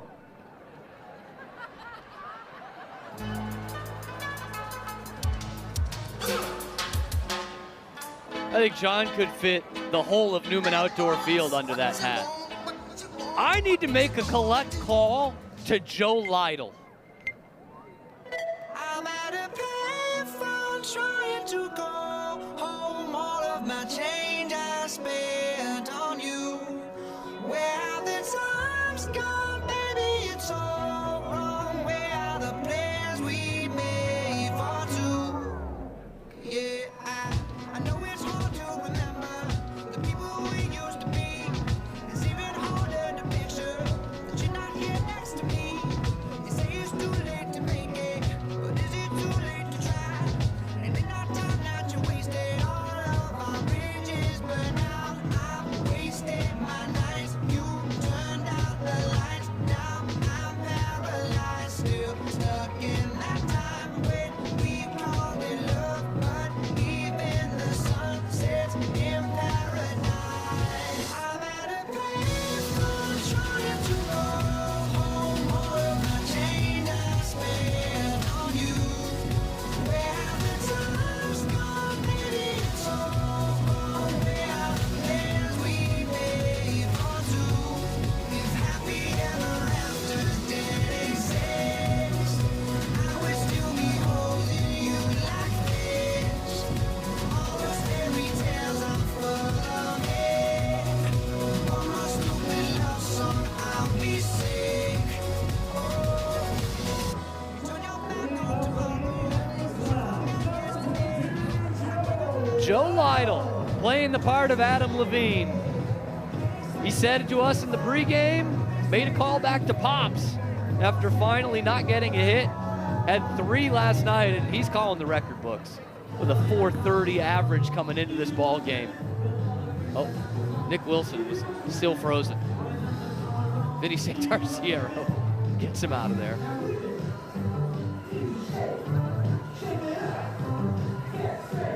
Into the bottom of the 5th, Lytle 0 for 1 tonight. Did not like that one. This is an important inning for the Firefighters to respond right back after giving up the 2-run blast. And it has been a really strong performance from Jared Donaldson so far. Those are only the 2nd and 3rd hits that he gave up in the ball game that came in that last inning. He's induced a lot of really soft contact, given his defense a chance to make plays. It's been a real effective start through 3 innings for Donnie. 1-2, Lytle pokes out to left.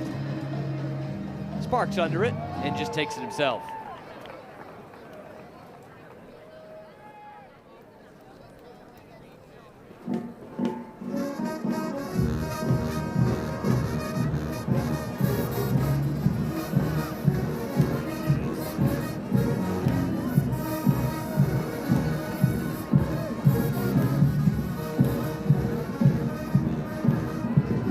Don't know if Correll Prime is superstitious, But this is the second straight game the Clowns have worn the same uniform. So maybe a little stitious, or maybe just appreciative of one of the 20 greatest songs ever written. I was about to say, number one, it is a banger of a song. Number two, I think it's more Eric Fox that's stitious. Some stitious there. Slightly stitious. A dash of stitious, if you will. How about this, by the way? Former Savannah Banana last year, pitching to a former Savannah Banana last year, and catching him is a former Savannah Banana. That is destroyed, but about 3,000 feet foul. No review necessary. Yeah, that time we can hold it. Yep. 1-1. Sinking line drive, but snagged out of the air. Sally, welcome to it.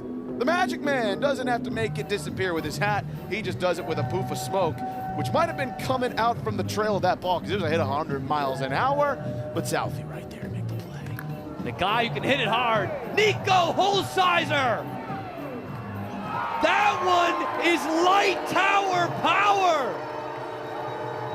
Look out, Minnesota. Nico Holsizer is sending that ball across state lines.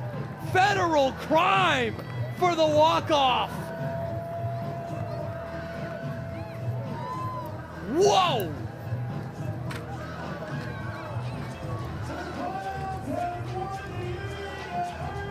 Nico Holsizer nearly sent that ball into orbit.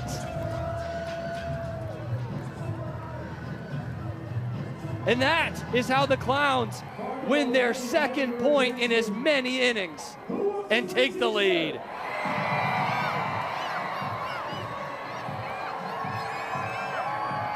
I mean, that's an incredible shot from Nico Holsizer. Pulls it from the inside. And again, we talked about it yesterday. The strikeout numbers are high, but when he makes contact with the ball, it's explosive and it's impactful. And he just did it right there. A guy who knows a thing or two about home runs in North Dakota, the great Roger Maris.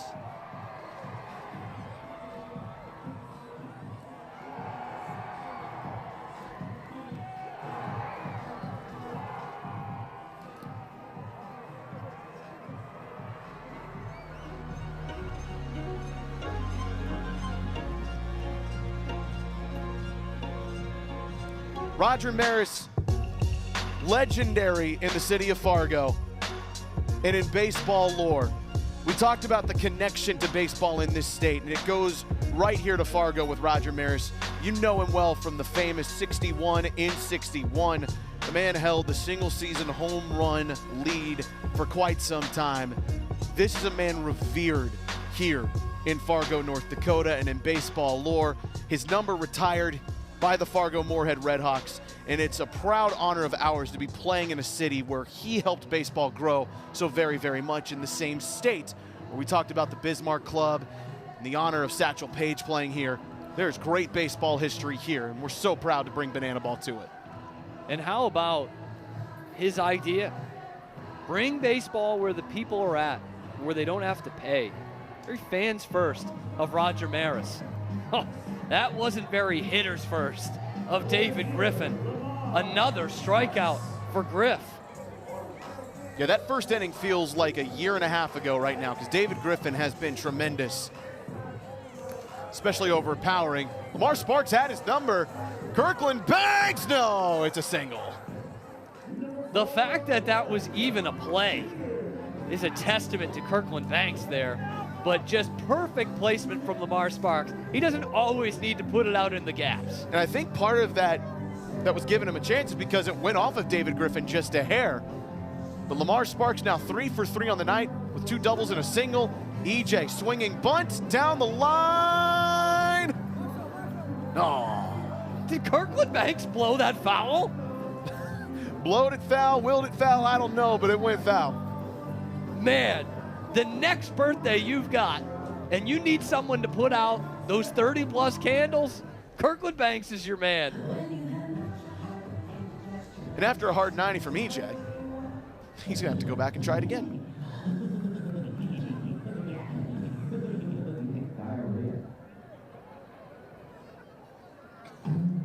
So Eric Jones Jr. has gotten on base via a ball four sprint. That was back in the first inning. He got an RBI for that.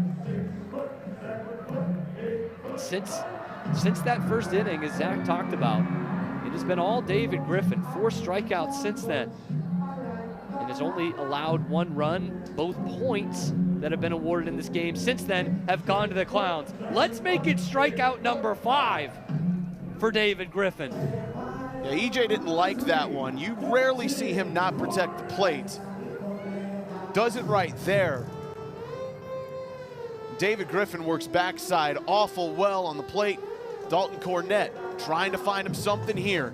He got himself on via a single that tipped off the glove of Correll Prime in the 4th. Can he find something again on the left side of the plate? He's ahead of the count, 2-0. He was the first of the 5 strikeout victims. Kept that one on the outer half, did David Griffin. That's where you just saw a guy strike out looking, and you got to protect it. Just want a chance for the fans. Oh, wow. Oh, okay, so we just saw a fan have their moment in the spotlight. You see her right there. She's holding her hand over her mouth. She had her chance for a fan caught foul ball. The last second pulled back. You got to try for it there. Oh, the fans have yet to make the impact on one of these games here in Banana Ball's first show in Fargo. Deuce is wild, not anymore. David Griffin has the strikeout stuff tonight. 6 so far, and protecting that 2-1 lead. No clowning around for them, just the guys on the field right now. Brandon, what is going on down there on the field, my friend? Ladies and gentlemen of Fargo, we have got a very fun game in store for you here in Clown Town. We're going to play our own version of musical chairs, but ladies and gentlemen, there is a twist. These 4 clowns here are going to spin around their bats as fast as they can while that music plays. Once the music stops, they will sprint to each of these chairs that you see around us. Ladies and gentlemen, welcome to Clownin' Around. DJ, hit that music. All right, it's gonna get real dizzy in here, fellas. Let's make sure that we've got our wits about us. Okay, we're still spinning. They're getting real dizzy, DJ. Oh, and the music stopped. Where are we going? And he pushes his homie out of the way. Oh, and he is left. Oh, absolutely terrible. Ladies and gentlemen, let's get in for round number 2. We are removing a chair. The music's back on. It's time to spin around our bats. Come on, fellas, let's do it. All right, Corey, Sam, and Emmett are left. We've only got 2 chairs, ladies and gentlemen. It's getting real dizzy, DJ. Oh, and the music stops. You got, he bumps it, Corey. No! It's all right, buddy. Let's get. Well, let's kick it off with our final round. Come on, fellas, ring it on back in. That's what I'm talking about. All right, DJ, hit that music. They're going to spin around.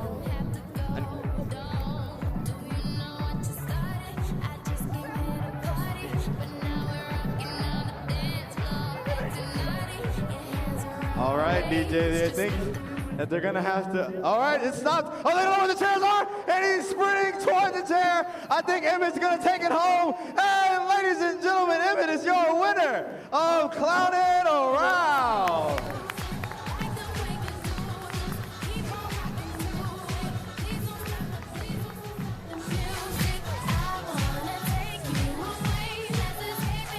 When it's Old Knuckles' turn, he does it in style. Time to show them how a real clown gets dizzy. This magic moment, so different and so new, was like any other, until I kissed you, and then it happened. Leading off Fisher Polydoroff, 1 of 1. Is this a magic moment? Wow. He didn't even look down back to the backstop. To be fair, he was born in the 1950s, so I don't know if his legs could move fast enough for EJ to not throw him out. He's just staying in the boxes dancing around. Now, I don't know if Jared Donaldson will appreciate that very much, but Donnie looks to lock back in. Old Knuckles, this one will leave the yard, just not the way that you want to. Now, you mentioned earlier, Zach, we do have the Polo Grounds box up here. That was Fisher's favorite ballpark growing up. Yes, even though he's from Brooklyn, Old Knuckles is a New York Giants fan, baseball Giants. And he claimed that he snuck into the Polo Grounds before they tore it down. And once they moved to San Francisco, he said, I'm moving to the year 2025. So it was that, huh? That was the reason. Saw a tryout for Banana Ball 3 days after getting to the 2020s. And here he is with the Indianapolis Clowns, the only team he recognized. So that's a question to ask. If Banana Ball didn't exist, what would Fisher Polydoroff be doing here in the year of our Lord 2026? Wandering aimlessly around Coogan's Bluff. But I will tell you what he's doing right there. He's swinging and missing for strikeout number 2 for Jared Donaldson today. So a 3-2 count goes the way of my friend Jared Donnie Donaldson. And Fisher, that right leg bent every which way on that swing. It's 2 strikeouts and 2 at-bats this weekend for Fisher Polydoroff. But now a massively important inning to follow up here for the Firefighters, who are right there in trick plays. You're down by 1, but you more so just need to get a clean inning out of here after back-to-back innings walked off by back-to-back home runs. And no margin of error. Chris Burgess, he knows a thing or two about the walk-off. He's got 5 of them this year. That ties the Clowns team lead. Terrell Prime also tied that last night.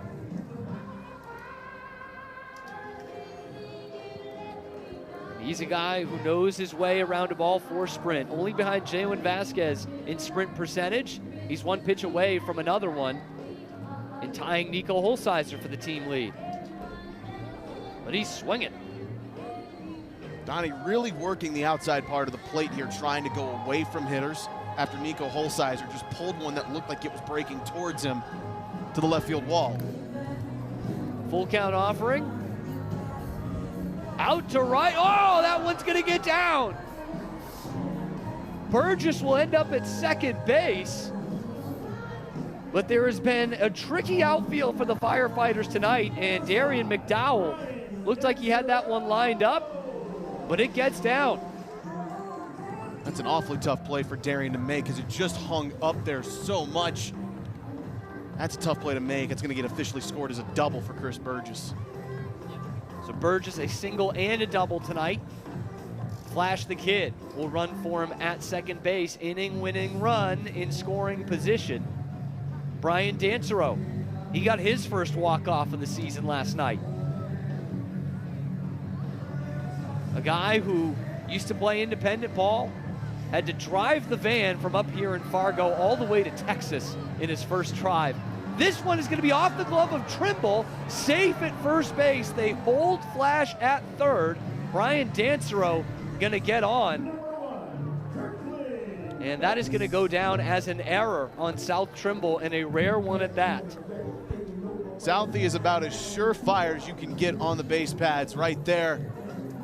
Excuse me, in the field. He actually got there, I think, in time, but trying to flip that up with the glove is just not going to help. And now, with runners on in the corners and 1 away, you need a strikeout or you need a double play, and that's a nice way to start out to Kirkland Banks. All kinds of ways for Kirkland Banks to walk it off. He did it via a sprint last weekend, but he's in the hole 0-2.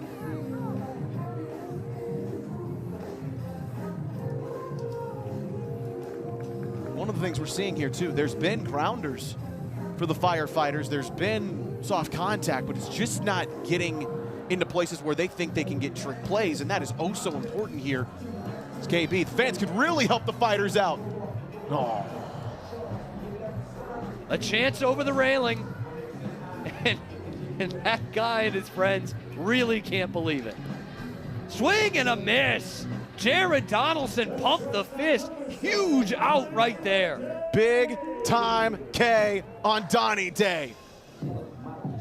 Gets KB chasing, and now he just needs one away as he goes right back to the splitter, and it works to perfection. That's the pitch Donnie wants. It's the pitch he got.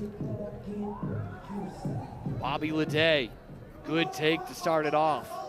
Donnie walks straight forward. He's going after Bryson Wheeler. Wanted that as a strike. It was in the last AB. There is no need to have a conversation there. Leday, also one of those 4 Clowns tied for the team lead with 5 walk-offs.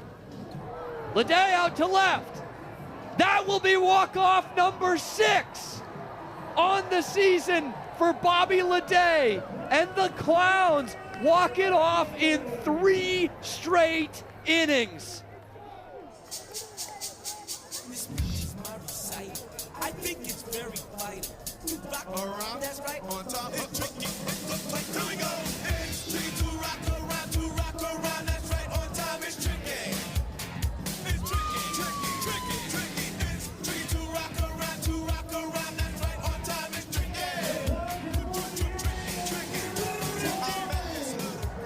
It's been all about the walk-offs in this game. One of them was Nico Holsizer on the bomb. He's with our Michael Schwartz. Yeah, guys, the Clowns seeing the ball really well. 7th home run of the season. What'd you see on that pitch? You know, that was actually my 8th. Timeout. I'm sorry.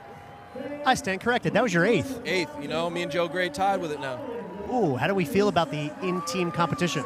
I love it. You know, it keeps us both pushing, and I think we both want to get as many as we can. So. All right, Bobby Leday, him, walk off him. By the way, I have to ask you, JBJ has his daughter's name on the bat. You're a dad. Do you think you'll do that maybe one day? Oh, 100%. You inspired me. I'm definitely getting my next bats with that on it. Ooh, okay, there we go. Well, future story, 8 home runs on the season. JBJ leading this team in quite a few ways, but Nico Holsizer tied for the team lead in home runs. Bobby Leday just walking off that inning. He's got the team lead in walk-offs, and that has been 3 straight innings that the Clowns have earned the point with their offense. And look at Donnie. He's got a point. That first pitch of the AB is as middle as you can get. He's got an absolute point to make there with Bryson Wheeler, who's done a great job behind home plate. But when you start off with a ball there, it changes the way that you can pitch to a guy who's so dangerous as Bobby Leday. He's got a point to be upset. Now, Bryson Wheeler just went to Val Perez. They had a conversation. Again, don't want to speculate on what that might be. But Donnie has gotten after Bryson Wheeler a couple times. You saw it right there. The emotion pouring out for Jared Donaldson. He knows how important this game is, too. And after 3 straight innings getting walked off, you don't love to see one that's right there get called a ball. David Griffin goes into inning number 7 and pitch number 85. We'll see what the strike zone looks like for him in this top half of the 7th. 2-0 gets one for a called strike 1. And Michael Schwartz talking with Nico Holsizer. Nico now tied with Joe Gray Jr. for the team lead with 8 homers, and he's got one coming his way right now. Just takes it the old-fashioned way with Jackie Bradley coming in for support. To finish that point, the unction, Kyle Martin, running away with things. The new BBCL record, 16 homers, but it's 2 Clowns. Nico Holsizer and Joe Gray Jr. right there in second place in the league in a tie. South Trimble at the plate has been so effective when he's in the lineup. Again, this is 10th time he's had a hit in 7 games that he's been in the lineup. Can he scoot this one by? Leday through the legs. Too tall for Correll Prime. Firefighters getting a much-needed base runner. And it's a good base runner, too, in South Trimble. Bobby Leday goes between the legs. That's a trick play missed right there. Confirmed by Riley Turner, our scorer in the booth tonight. Always great having Riley here. He said, I agree. Good, Riley. The third person in our booth just agrees with it. It just happens to be Riley Turner. Tyner Hughes was about 3 inches away from having home run number 2 on the year in his last AB. Instead, had to settle for a ground out. He didn't like settling for that pitch as a strike. 0-2. Sent out Jackie Bradley Jr.'s way, and he tracks it down. He's got the range in his movies, and he's still got the range in center field. I mean, at the last second, it looked like he didn't have the beat on it because he kind of changed his trajectory. South Trimble was all the way to second, had to tag back up, go back to first. He remains there with 2 outs. This is where you got to have something to fear the Firefighters. Give your pitcher some run support here with 2 away and 1 on. In desperate need of an answer. Just 9 combined hits in this ball game, but a 2-point lead right now for the Clowns. The only point they surrendered in the first inning.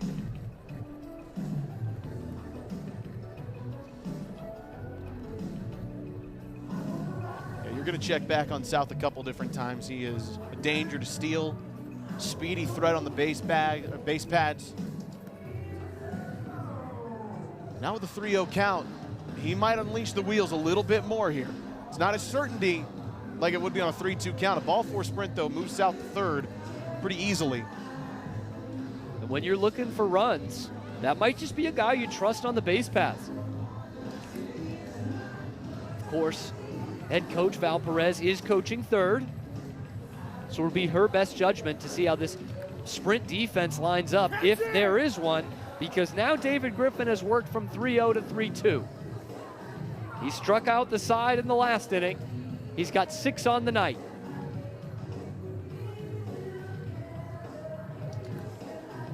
That one goes to Correll Prime, eats him up, but still gets to go through the legs for the trick play.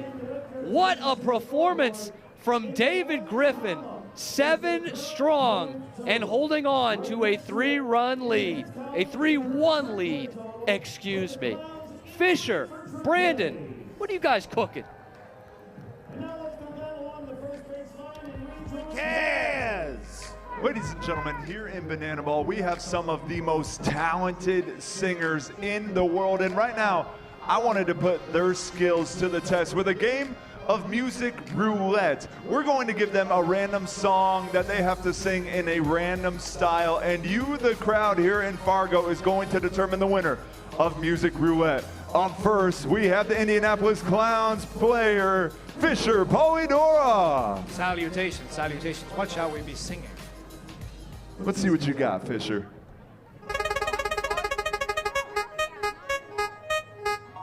Looks like party rock anthem in the style of funk. Okay, take it away. Oh, yeah! Party rock is in the house tonight, where everybody just have a good time. And we gonna make you lose your mind. We just wanna see you shake it. Party rock is in the house tonight.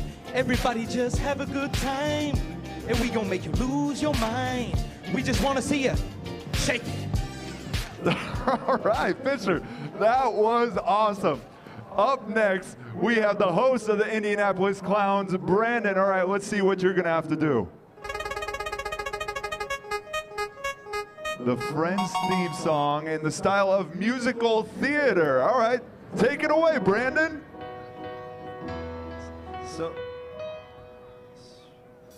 So no one told you life was gonna be this way. Your life's a joke, you're broke, your love life's DOA. It's like we're always stuck in second gear, when it hasn't been your day, your month, or your year.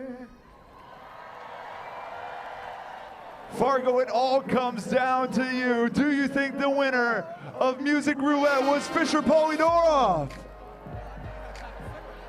Not bad, not bad. Or do you think the winner of Music Roulette was Brandon? Ladies and gentlemen, we have our winner.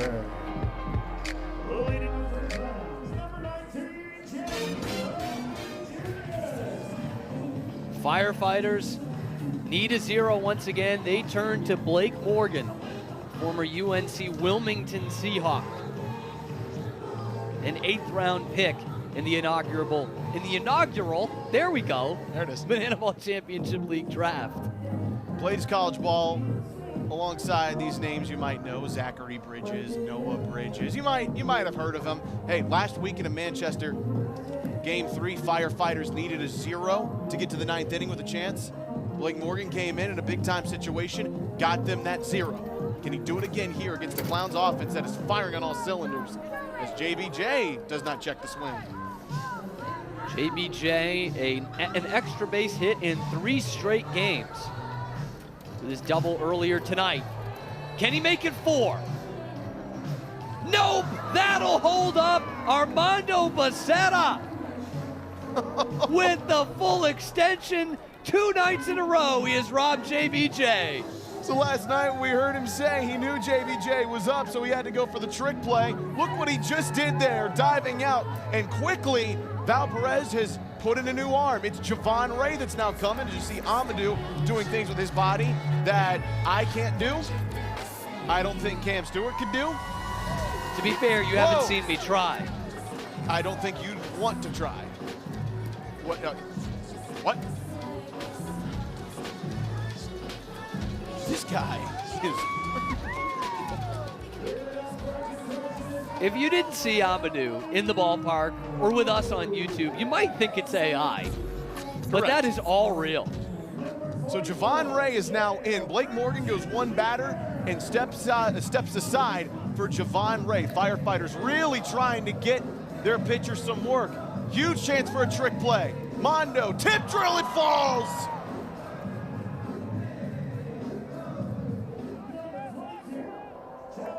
And this is going to be a tight contest when it comes to the trick plays. Haven't been many with the way the wind's been going here in Fargo. That was a big chance. That's just Armando's 5th trick play missed all year long. He has been so sure-handed with the glove. Still opportunities for the Firefighters to earn that equalizer point, but you're down 2. You got to be able to execute them there.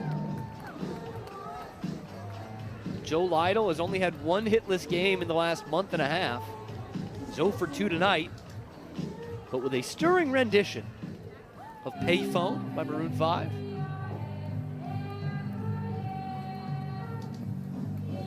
He's 1 pitch away from getting on base without needing to get a hit. 3-0.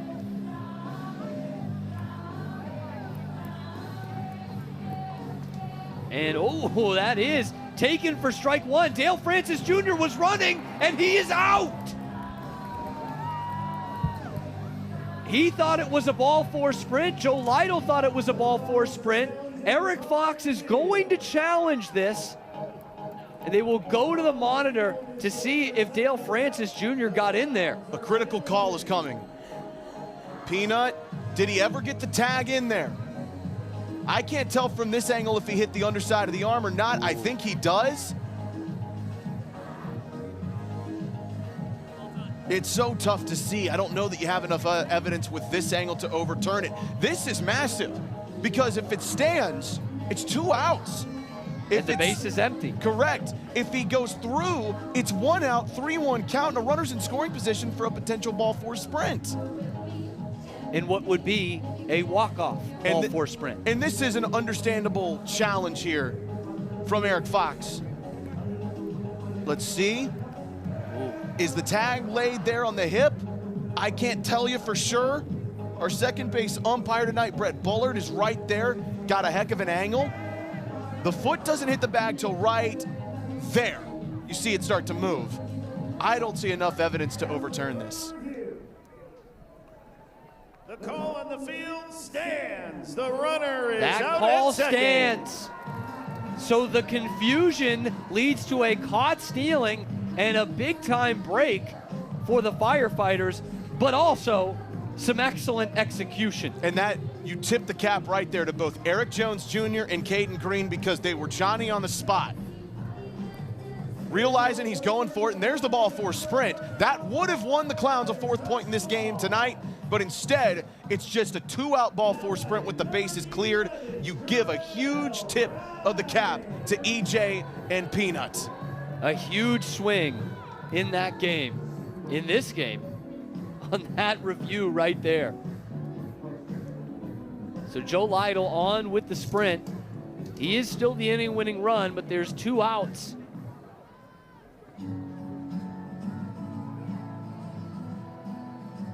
Javon Ray to Correll Prime. Will the fans do it?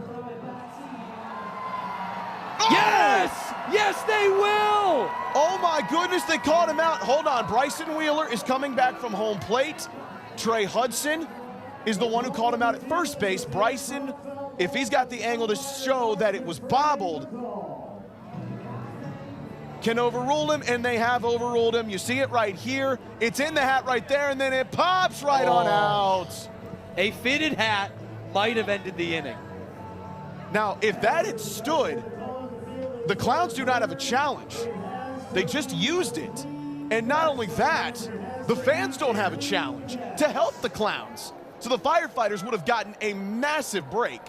Instead, it will stay just a normal foul ball. Wow. That would have been the first fan-caught foul ball, too, in a hat here in Fargo. Javon Ray 1 strike away from a crucial hole at 0, but just to not give up another walk-off. Prime again. This time leaves no doubt. You'd had to run through that snow cone house over there on the right field line in order to get that one. The 1-2 again. Gets to the backstop. Joe Lytle can walk down to second base. And once again, danger looms. A runner in scoring position, just like they thought they had with the Dale Francis Jr. not steal of second. Deuce is wild. 2-2. 2 outs. Number 22 on second. And will stay at that 2-2 count. This is the kind of AB from Correll Prime that kept him in minor league ball and independent ball for so long. And once again, just as we were before the review, a pitch away from a walk-off ball 4 sprint. Lytle will be off with the pitch. Prime stays alive again. Anything that Javon has thrown over the plate, Prime is connecting with. He's just elongating this AB, making it so tough to find an opening. High drama in the 7th. Becerra on his horse and with a slide. The biggest out of the night for the Firefighters. They escape the danger and do not allow another walk-off for the Clowns. So how about we bookend this frame with a diving catch on Jackie Bradley Jr. to start, and we end it with a sliding catch on Correll Prime with a runner in scoring position. Ball 4 sprint would have won the inning and made it a 3-point game. Armando Becerra, unbelievable defense to start and end that frame. And you take a look at the defense now with trick plays. The Clowns lead at 6-4. Remember, with the equalizer points, the away team, if they have more trick plays going into the final inning, will get that equalizer point added to their score. Home team gets it with most trick plays, it is nullified. The equalizer point is denied. Again, the Clowns have the lead 6-4. So they need trick plays here too, maybe just as much as the Firefighters. This thing very much still up for grabs in the trick play department. And I want to point out something too. Zach Phillips just got the entire Firefighter team gathered around and gave what I assume is an impassioned, implored speech. This is a team that understands what this game and next weekend against the Savannah Bananas at Kinnick Stadium in Iowa City mean. They have to find a way to show some grit here in this 8th inning. Get a couple of runs and find a way to go after a Kobe Robinson who has been unbelievable over the last couple of weekends. He has found his stuff and shown why he is here in Banana Ball. This is a guy who from the start of the year to right now has improved so much. He has found a role in this Clowns bullpen that continues to evolve. And what value? The penultimate pick for the Clowns in the BBCL draft, 11th round, 81st overall. The kid from Chattanooga, Kobe Hot Sauce Robinson. He's got Dakota McFadden to start things off here in the 8th. The first pitcher not named David Griffin to toe the rubber tonight for Indy. And if you're the Firefighters here, again, if you can avoid soft contact or grounders, you try it, but you've got to get base runners. So for Griffin, 7 innings. The only point he lost was in the first. Came back with 6 strikeouts after that. And this will be the 7th for the staff and the first for Kobe Robinson. He sets down Dakota McFadden. Second time he's gone down by way of the K. Runs it high up, right towards the chin. That one goes away from Eli Payton, but not nearly strong enough to try to get Caden Green to steal. Kobe's fastball with a sink action gets up to about 92. A slider and a changeup in there as well. He's got some heat that's been left up and in. Trying to back him off the plate.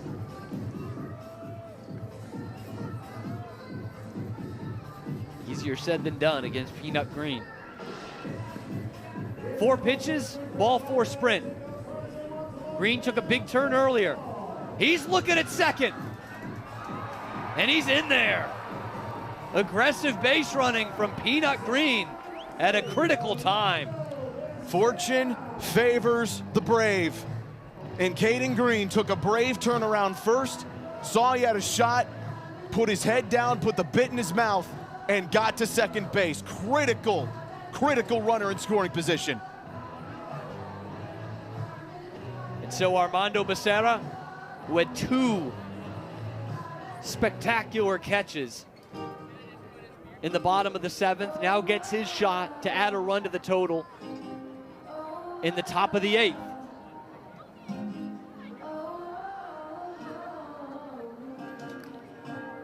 This one is going to stay in the field of play. Dancero moving back on it. Behind the back, and it's off the glove. Peanut Green rounding third. He's in to score. And it's a 2-base trick play missed for Armando Becerra.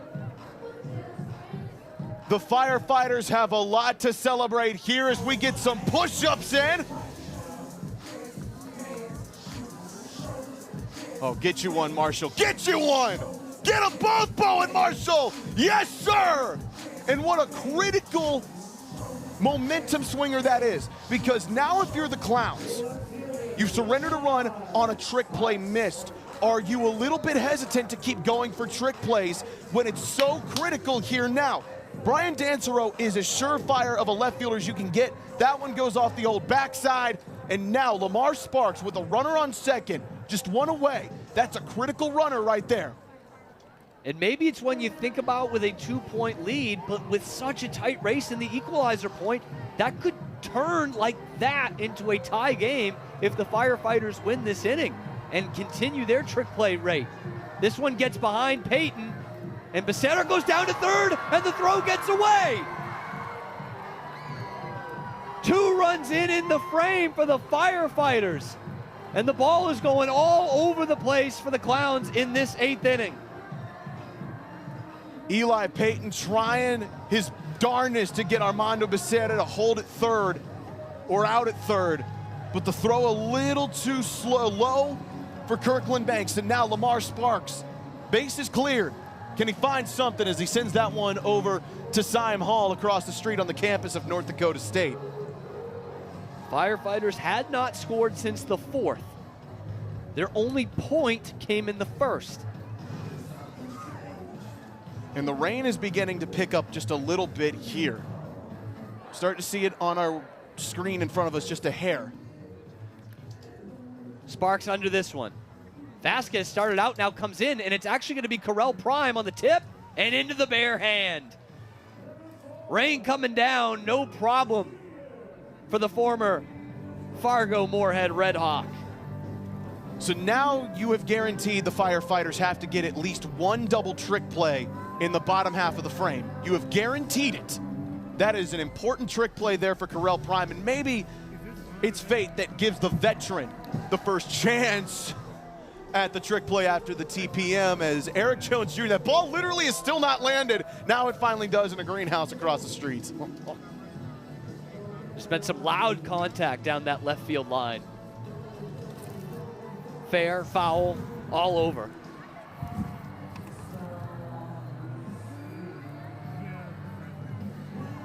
Kobe tried the trick pitch there. He's like, I'm just gonna try it regular. And that works for him. Backwards K for Kobe Robinson to end the top of the 8th. A couple runs in, 2 for the Firefighters, and a crucial opportunity here to cut into the lead. A 2-point lead for the Clowns right now as we head to the bottom of the 8th. Rain or shine, wherever we are, it is a wonderful world here in Banana Ball. Please join us in singing as loud as you can. What a wonderful world.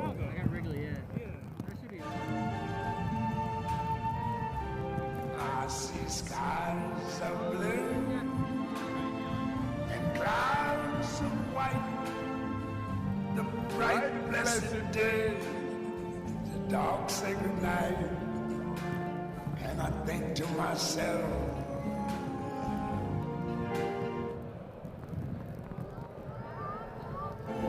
Sound beautiful, Fargo. the colors of the rainbow, so pretty in the sky, are also on the faces of people going by.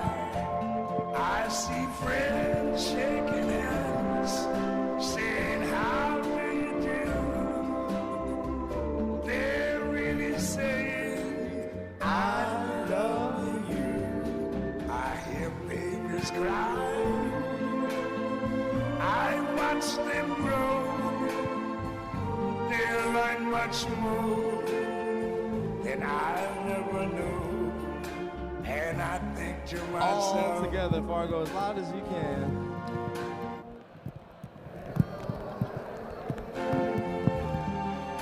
The rain's coming down on us, but it's still a wonderful world. Ladies and gentlemen, one last time.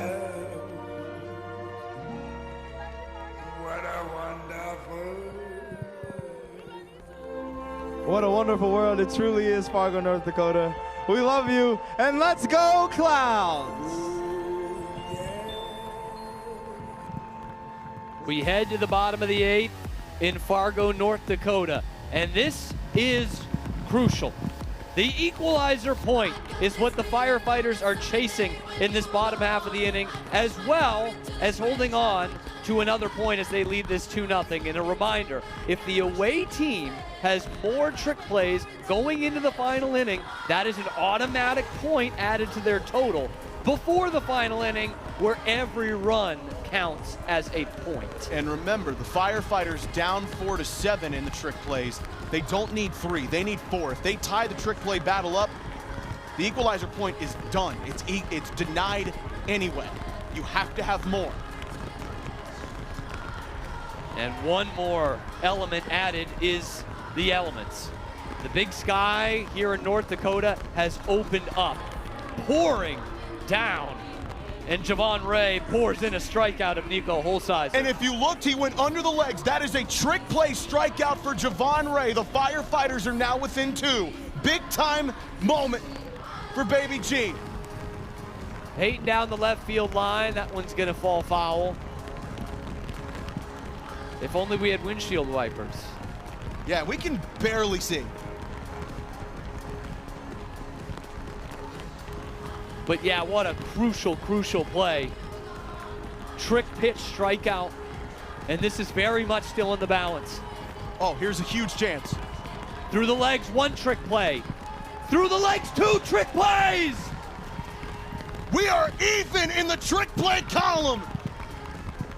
South Tremble, Mason Maxwell have knotted us up at 7 each. And now, one of the most critical at-bats you are gonna find here in a new pitcher in Johnny Hummel.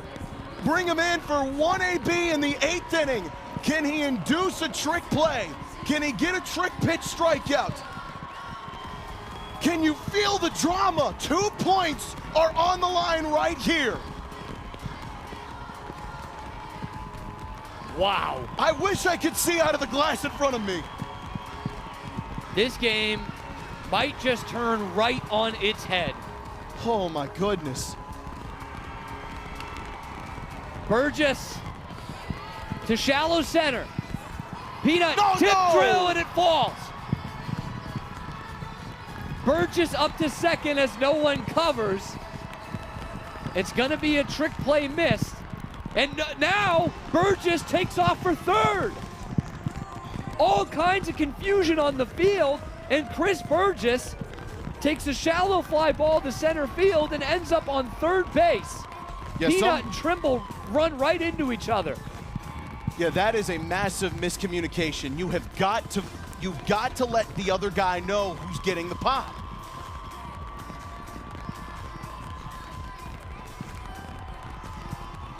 And with this deluge coming down on Fargo, it all hangs in the balance right now. Going for the trick play, of course, to get that equalizer point and get a 2-point inning. Yep, you have to if you're Caden Green and South Trimble there. You've got to, but someone has got to clearly call that one off. Dancero to left. It's going to get into the stands. Not stay in play. And these brave souls here in Fargo are braving these elements. Mason Maxwell just went up to Johnny Hummel. I wonder if he just told him, try for something tricky here. It's an 0-2 count. Brian Dancero can swing away. Does Johnny go for something tricky on the mound? Yes, he does. It will not be a trick pitch as it's taken anyway. There needs to be one continuous motion with the trick. Tries it again.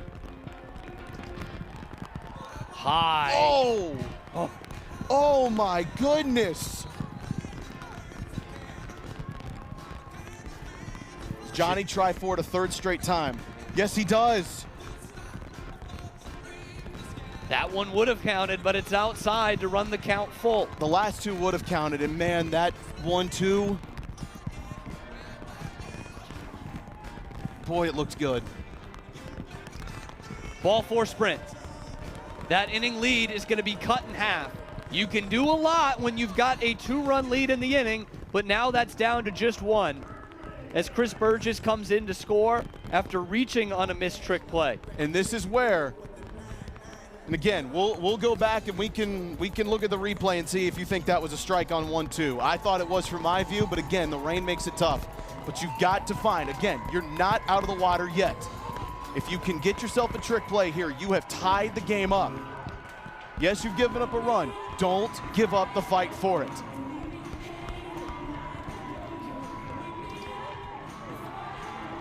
Kirkland Banks ahead of the count 2-0.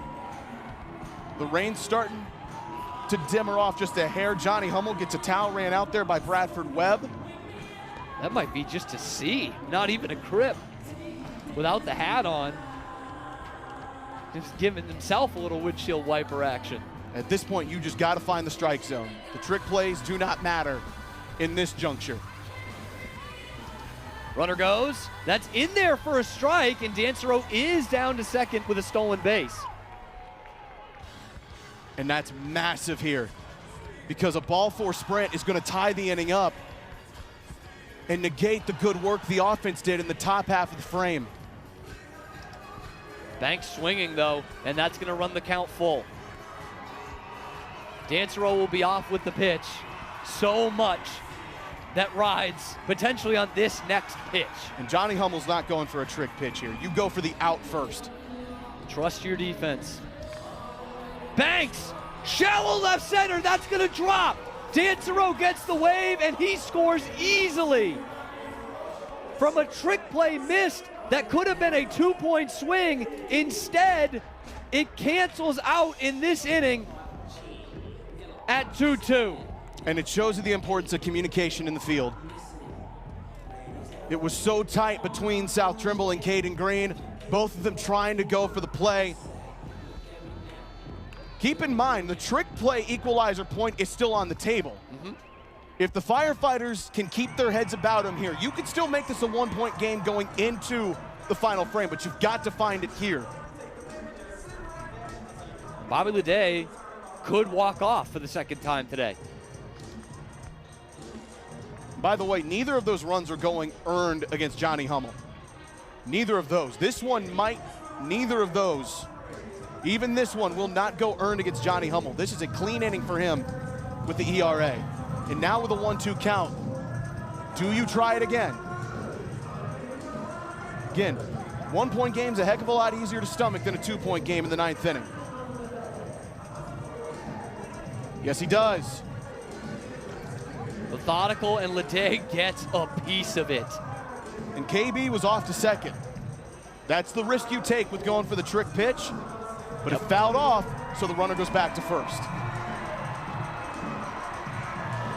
What a crowd here in Fargo, North Dakota. They're still with us, man. Staying with us through all these elements. What a special group of folks we have here in North Dakota seeing banana ball for the first time. The rain seems to have lightened up here. Now again, it's 1-2. Does Johnny try going back under the legs? He does. Runner off again, and this time Kirkland Banks will just swipe second base without a throw. And now with the runner in scoring position, you're pitching normally. You're going through whatever it is your windup is. You've tried everything with this trick play in this inning to get the equalizer point.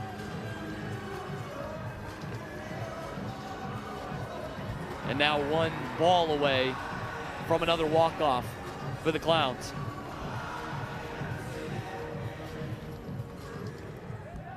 In there, called strike 3. Johnny Hummel bears down. They do not lose the inning, but they also do not get the equalizer point as we head to the final inning in Fargo. And here's where it gets really interesting. Equalizer point or not. Any run that is scored in this final inning becomes a point in the game. But here's the thing about banana ball. In the final inning, every run counts for a point. So this game where it becomes critical for the Firefighters as you get a new pitcher in Deon Reynoso. The equalizer point denied.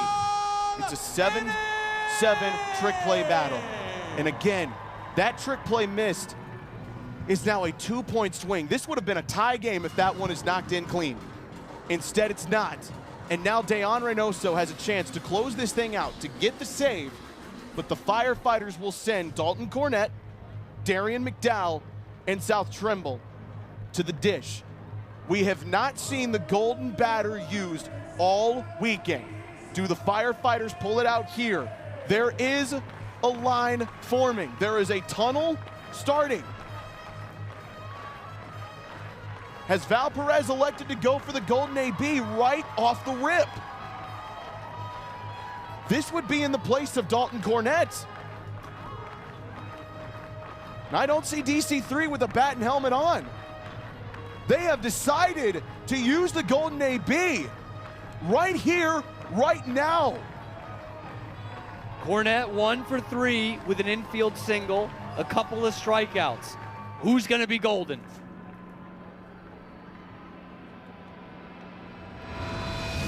Ladies and gentlemen, the Firefighters are invoking the golden batter rule. Hitting in the place of Dalton Cornett, here is Lamar Sparks! So, we have it. For the first time in his banana ball career, golden batter opportunity for Lamar Sparks. Returns to the place where he played ball last year. Tonight, 2 doubles and a single. He has had power to burn. Now can he find something here as he sends one to the press box and foul? Lamar Sparks has the most home runs in a World Tour Firefighter has ever hit. Gets another one here, and it's a 1-point game. One of the great rules here in banana ball, the golden batter, where you can put in any hitter in this spot. And if he gets on base, the guy behind him and Darian McDowell can change this game. Deon Reynoso working away. Reynoso, a couple of saves on the year. 2 for 2. Last one came June 5th against the Bananas. He gets Sparks to get under one. Through the sprinkle, Jackie Bradley Jr. hauls it in. Golden batter used and does not work for the Firefighters. And Gage Voorhees is warming up with Flash the Kid Mitchell over on the sidelines just in case there's some trouble made. JBJ really calling that one off.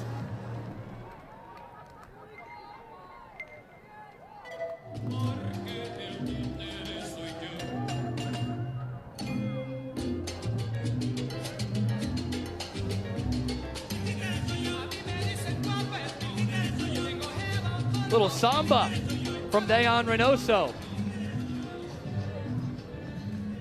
Who says you can't dance when the moments are this tense? 1-0. Deep out to left field. Going back, Dancero. That ball is gone. Darian McDowell has figured himself out here in Fargo.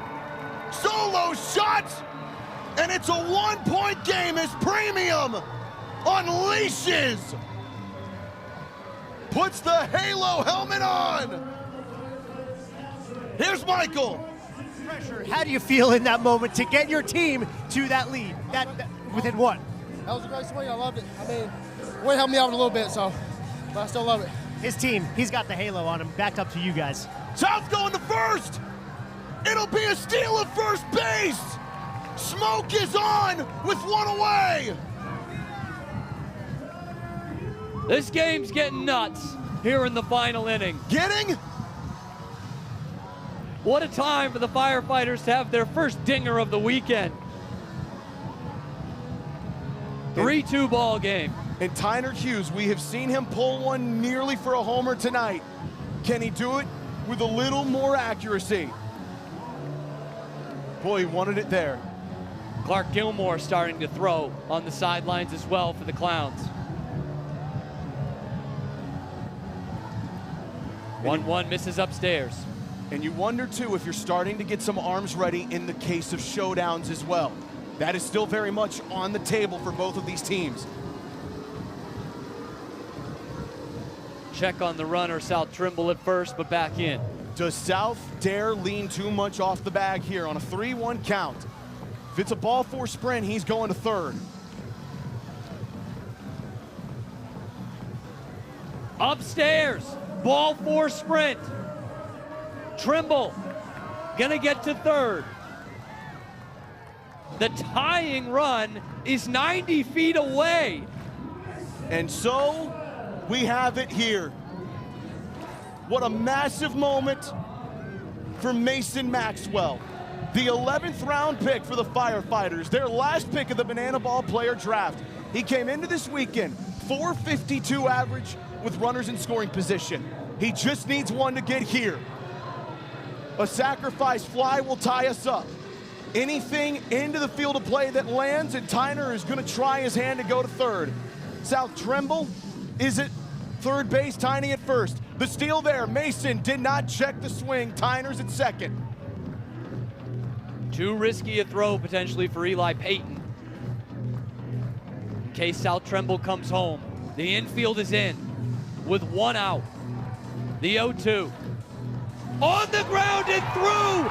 The Firefighters have tied it! The wave around! The Firefighters have the lead! Are you kidding me? Mason Maxwell, in the biggest moment of the weekend, comes up clutch, sneaks one into right field, and gives the Firefighters an unbelievable 4-3 lead.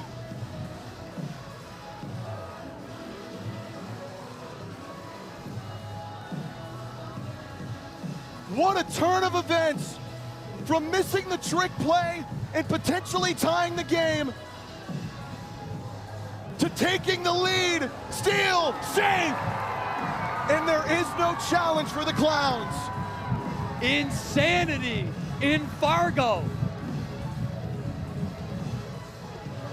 Is this really happening? Who is challenging? Bryson Wheeler's saying there's a challenge. The fans have already used it. Yeah, there's no challenge here. The fans cannot pop the challenge cork a second time. Bryson Wheeler is arguing with Joe Meyer. Joe Meyer's the show caller for the Clowns. He's saying there's no challenge. Yeah, this can't go through as a challenge. Val Perez is making the same argument here. The Clowns have already used their challenge. The fans have used theirs. It was a one challenge, but it has been used. Okay, now Bryson Wheeler and this umpiring crew can challenge this if they wanted to, but if they're saying it's a fan challenge, that has already been used. That has already been unpopped. They cannot do it again, and Bryson Wheeler has said there is no challenge now officially at the ruling of Joe Meyer. What is happening? Welcome to Banana Ball, North Dakota.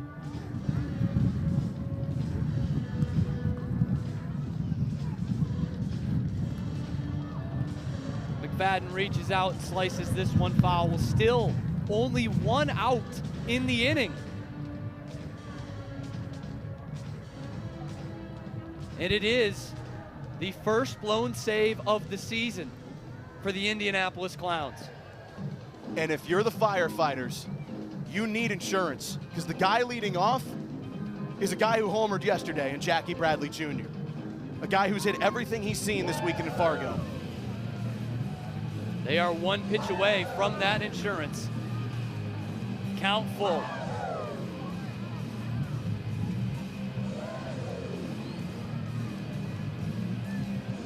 Low ball 4. Maxwell on his horse. It is another run in for the Firefighters. The 4th of the inning. A 5-3 ball game from down 2 to breathing room here in the 9th.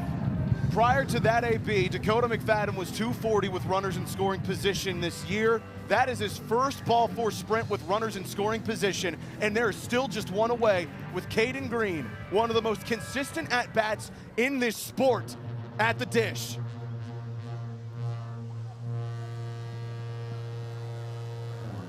Green swing and a miss, but the Firefighters will have another runner in scoring position.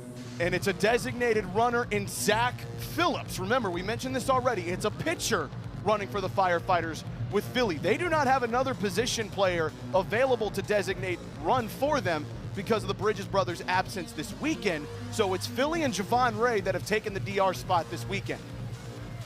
0-2. Oh my goodness! Gets away! Green is gonna reach at first base. The wheels have come all the way off. Caden Green tonight has reached base 3 times, and he has not had at all to take the bat off his shoulders.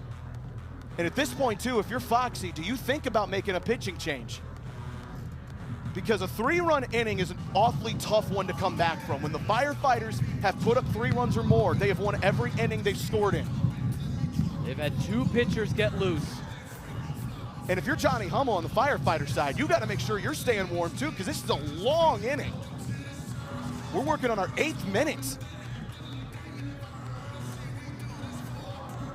Trail runner off with the pitch, but he'll go back.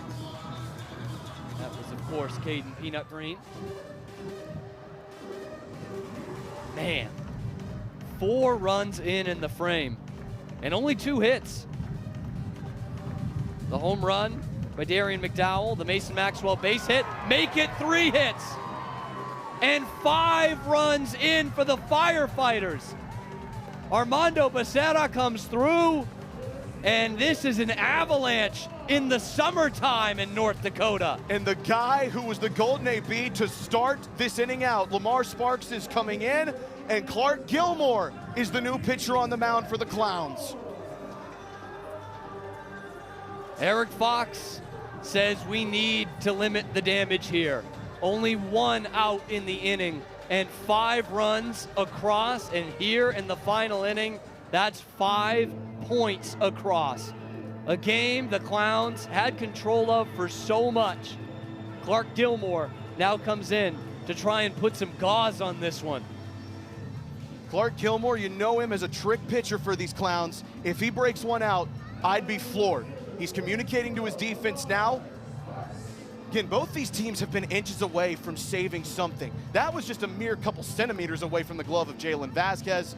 Remember, the trick play missed. If that gets nailed down, this is an 8-3 game now. It's a game of inches, like horseshoes and hand grenades. I was trying to work in a saying, man. I really was. My friend Brett Loftus would have gotten that one from our shared fandom of NASCAR. The inches we need are all around us. And you can look down third base line. Johnny Hummel is also getting loose again, too. He's got to stay warm. He potentially has a 3-point lead to protect in the bottom of the ninth. Comes in down 2, and in his second inning of work, he could be working on a save opportunity. Could, but the Firefighters could add here. Clark Gilmore, Mr. Irrelevant, the final pick in the BBCL draft. 2-2 on the ground to Banks. He's going to step on third. They go to first. Prime digs it out. That is a huge, huge double play to limit the damage. But damage was done. 5 runs, therefore 5 points for the Firefighters to open this game up. And again, cannot be stressed enough. When the Firefighters have scored 3 runs or more in this weekend, they have won each of those innings. When they have only scored 2 or 1, it's been much more trepidatious. They just put up 5, and that guy right there, Johnny Hummel, 2 weekends ago, might I take you back to Lincoln, Nebraska. Runners on second and third, 1 away, 2-2 game. He had to have 2 outs to give the Firefighters a chance. He got back-to-back outs on back-to-back strikeouts. Gave the Firefighters a chance to walk it off in the 9th inning, and he set up Eric Jones Jr., his fellow Charlotte native, for a storybook ending against his former team. Now tonight, on one of the craziest 9th innings we have ever seen in Firefighter history, can the guy who is cool, calm, and collected under so much pressure perform at Piston Cup levels in honor of his hero, Lightning McQueen? He was rolling, and he's got stones. Eric Jones Jr., the only Firefighter not to have his spot in the lineup come up in that 9th inning. They send 8 to the plate and send 5 across it. But what a way to start this bottom of the 9th if you're the Indianapolis Clowns. Mr. All-Everything, Jackie Bradley Jr. Johnny Hummel has struck out JBJ in a 9th inning before in Richmond, Virginia as a Golden AB. Can he get the World Series champ again? Or does JBJ have another magical hit on what has been a tremendous weekend for old number 19? Showman of the night, and the Clowns win a night ago.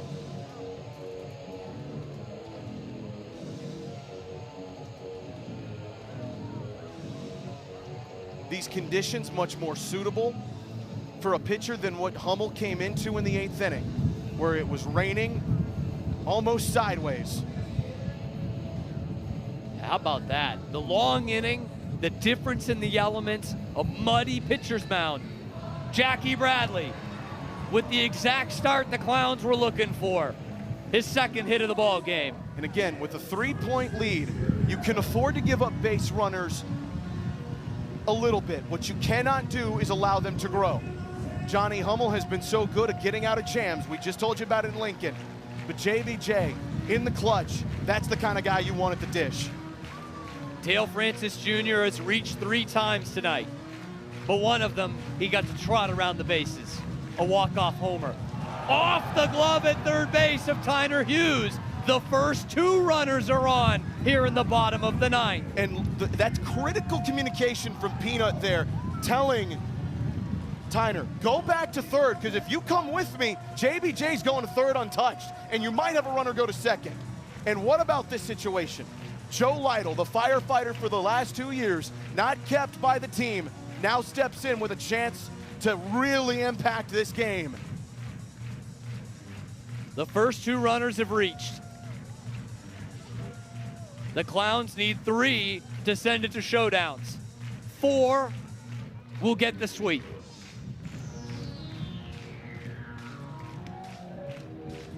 Joe Lytle, the league's leading hitter, .430 coming into today. Does not have a hit yet, but reached on a sprint this last time. And I know he's going up to the plate with the Vince Carter mentality. I got one more in me. And the guy on deck is Correll Prime. Oh, oh, oh. Lytle stays alive. Remember last week in game 2, the one game the Firefighters won in Manchester. Johnny Hummel let the first runner on, then got a double play ball and a golden AB to Eric Jones Jr. at first base. He just needs the outs. Doesn't matter how you get them.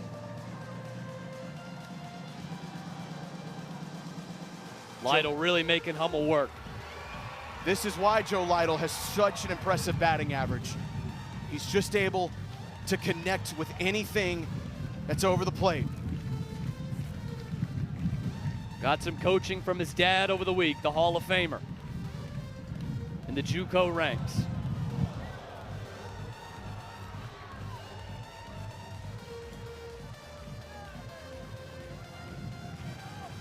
Man, we've got the drama for you.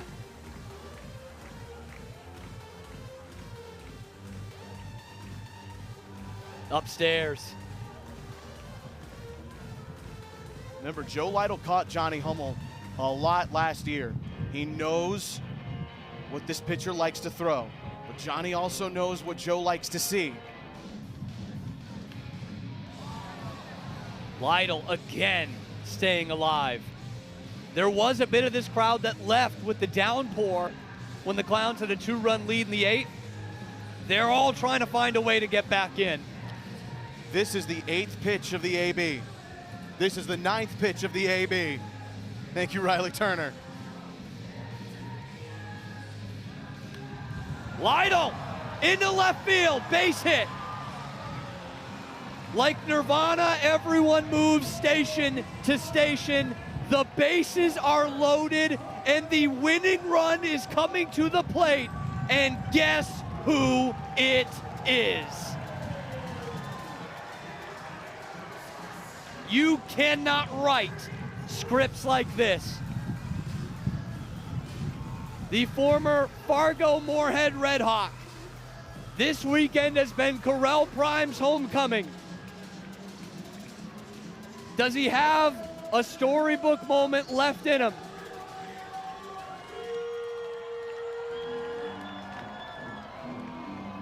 This one's gonna stay fair. A tag on the bag at third, throw gets away. 1 run was already in. Flash has to send Joe Lytle back to second. Now they're in a rundown. Lytle trying to get to third. He's out. I'll ask again, what just happened?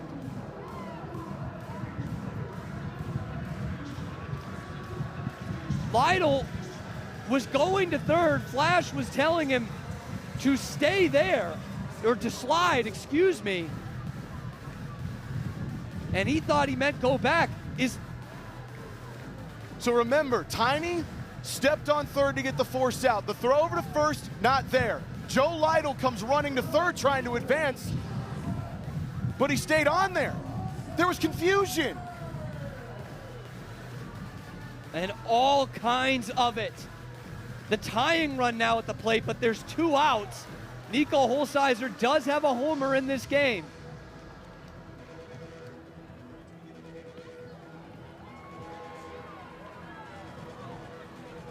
Two outs and 2 strikes.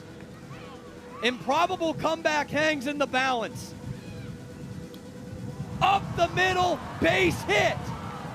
This game continues and really highlights that play at third. Nico Holsizer keeps it alive. The winning run comes to the plate, and we will have a golden batter.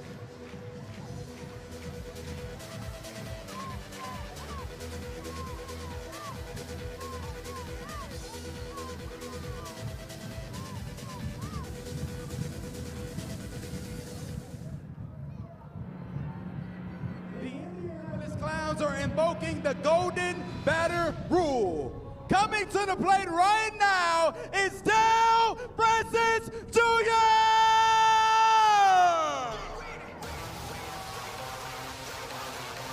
It's Dale Francis Jr.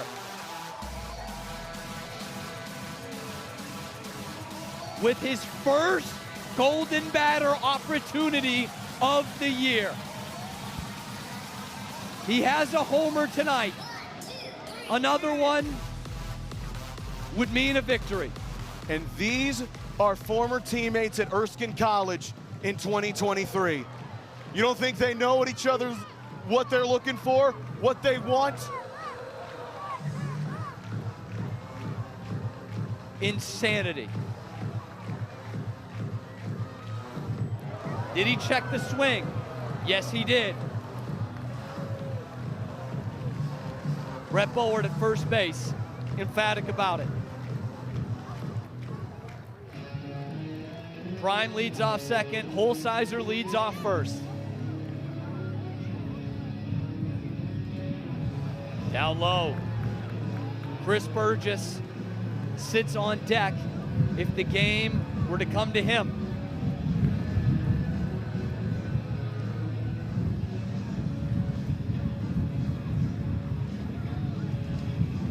Big cut from Francis, and the Clowns are down to their final strike again.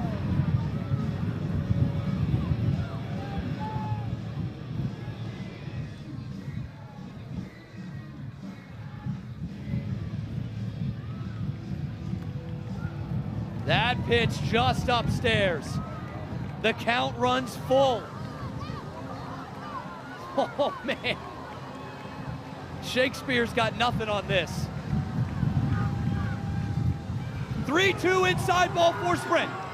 Prime is going to come around third. Holsizer coming in behind him.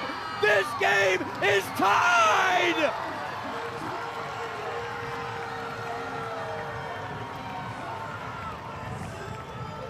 Are you serious? This game has gone off the rails in the most entertaining way here in the ninth inning. 8 runs across, and this game is very much alive. And there's a new pitcher for the Firefighters in Marshall Schill. This is his first appearance in the ninth inning all year long. And think about the twists and turns that we have seen in this game over the last inning. There's so many. A trick play missed has made this a 6-6 game instead of an 8-6 game in favor of the Firefighters. Multiple 2-strike hits have given the Clowns a chance. And Marshall Schill is now tasked with getting the most important out he has ever gotten in his banana ball career. Burgess flare into right. It's gonna hold up. 6-6. We have showdowns. It is the first time the Indianapolis Clowns will head to showdowns. Brandon, tell us what this means. That we are entering the showdown right here in Fargo, North Dakota. Ladies and gentlemen, welcome to the final showdown.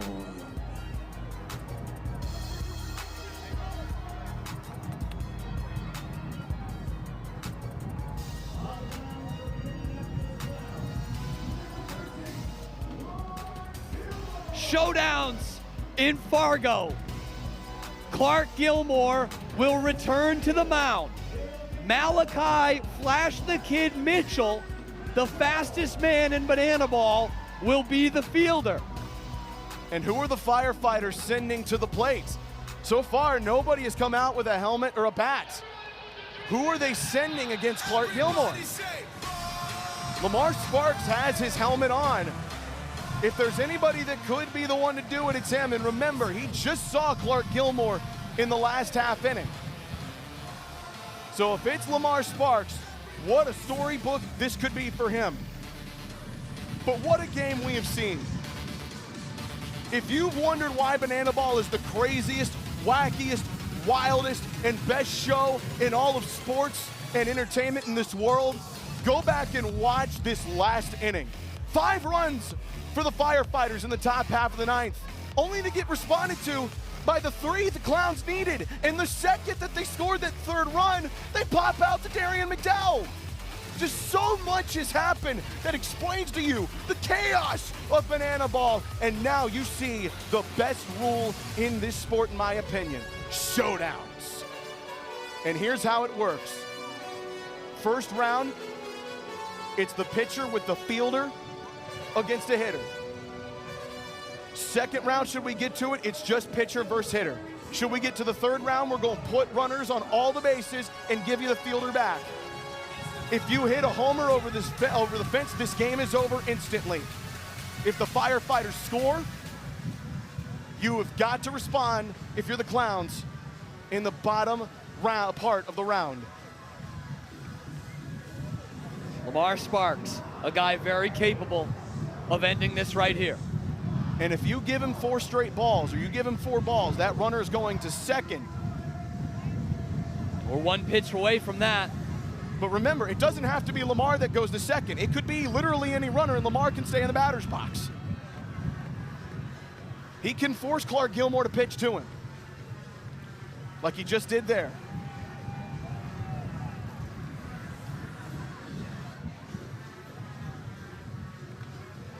Sparks up the middle. This one's going to go a long way.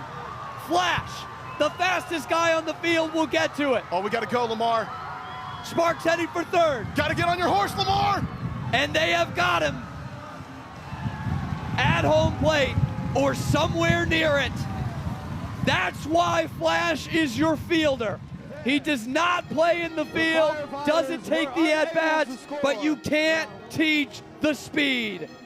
And now who's going to pitch for the Firefighters? Is it Marshall Schill again? Normally the fielder is Noah Bridges. It's now Armando Becerra because there is no Noah Bridges. And they're going to bring out Austin Temple. So for the first time in this series, AT gets to come in for a round of work. And it's the most important round he will have all year. You have got to put a 0 up in the bottom half of this round of showdowns or this game is over.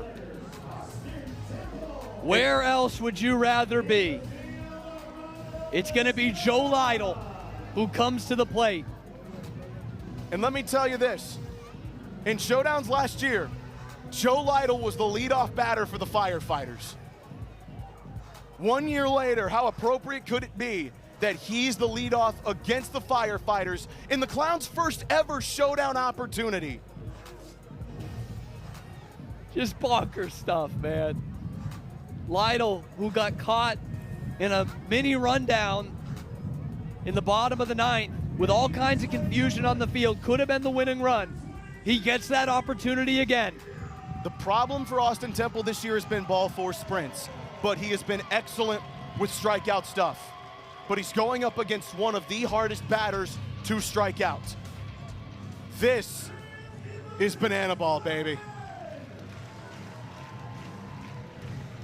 Lytle gets ahead. And you must locate. You must locate. Becerra behind Temple. 2-0. This crowd is way into it.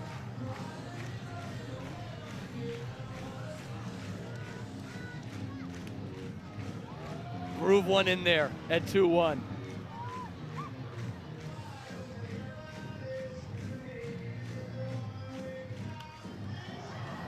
Temple works back, it's 2-2. And if that does land in the fans, they can end around a showdown. Fan caught foul ball still happen. To send us to a 2nd round. Lytle to left field. This one's gonna roll a long way too. It stops in the high grass. Lytle is chugging. Oh my goodness. It's away to the plate. They've got Lytle. Both batters get past 3rd, but go no farther. We've got a second round of showdowns. So here is where the elements just played a massive factor. If that's hit almost anywhere else, that ball is rolling to the track, and so might be Lamar Sparks. But there's two things you need to know. Number one, the grass here at Newman Outdoor Field is very high.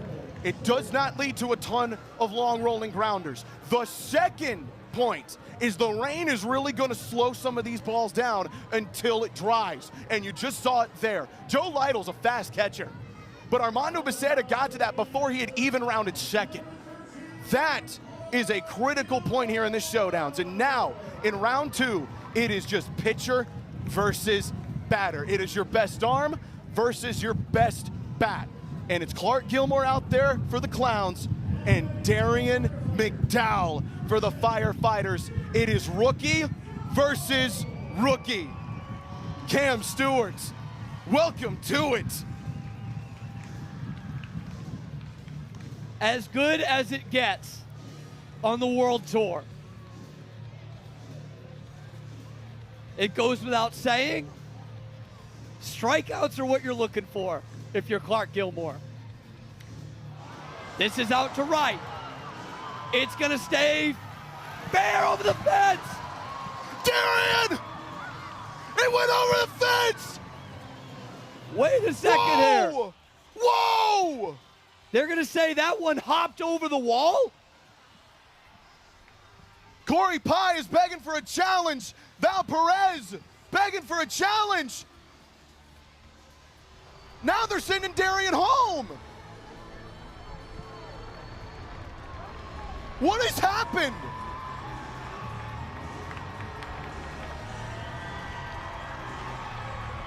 In a game where confusion has been the norm, we take it to another level in round two of showdowns. So here you go. Also, it hopped over the fence and then into foul territory. Is that what they're saying? Did in fact count. Wow. Run did in fact count. We'll be going into another So it stays in the field of play. We do have another round of showdowns. Once again, welcome to the final showdown. Returning to the mound for the Firefighters. We'll get another look here. There's dirt that comes up. It's a fair ball and then leaves Newman Outdoor Field in foul territory. Here's the official rule. In the event of a ground rule double that occurs in a showdown tiebreaker, it shall be ruled as an inside the park home run. The batter and any additional runners are counted as runs. So that does mean the run counts. What it does not mean is that this game is over. Again, from our angle, because it was in front of a white sign, everybody up here thought it was gone. Darian McDowell thought it was gone, but it stayed in the park, then bounced over. It's a ground rule double, therefore it counts as an inside the parker. And now it's JBJ against Austin Temple. Holy cow, what is happening? Strike one. What am I watching? I need oxygen. You and me both, partner. Oh my goodness. The Firefighters are one strike away. Austin Temple takes a breath of fresh air and walks back onto the rubber.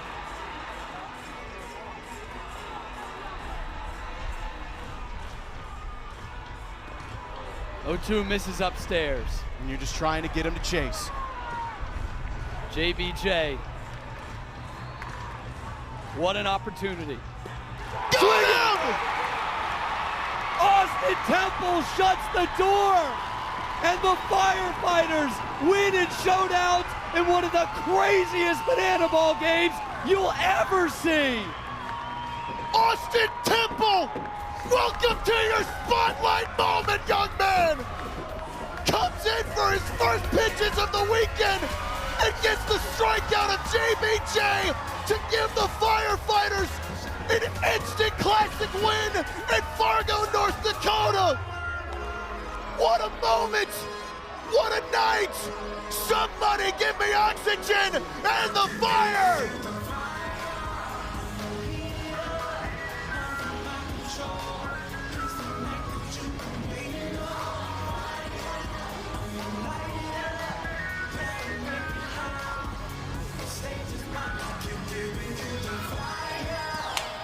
The Firefighters have a win. I don't have a voice. No one here knows exactly what just happened. Oh my goodness.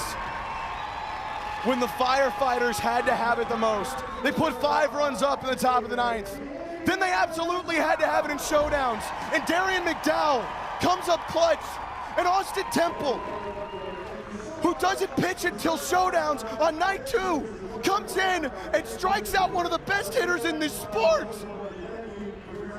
You couldn't have dreamt this any better, scripted it any better. And Michael Schwartz, how do you describe it with Darian McDowell? I don't know how you describe it. Pressure is what firefighters need to put out fires. Pressure is what these guys embrace tonight to put out that fire.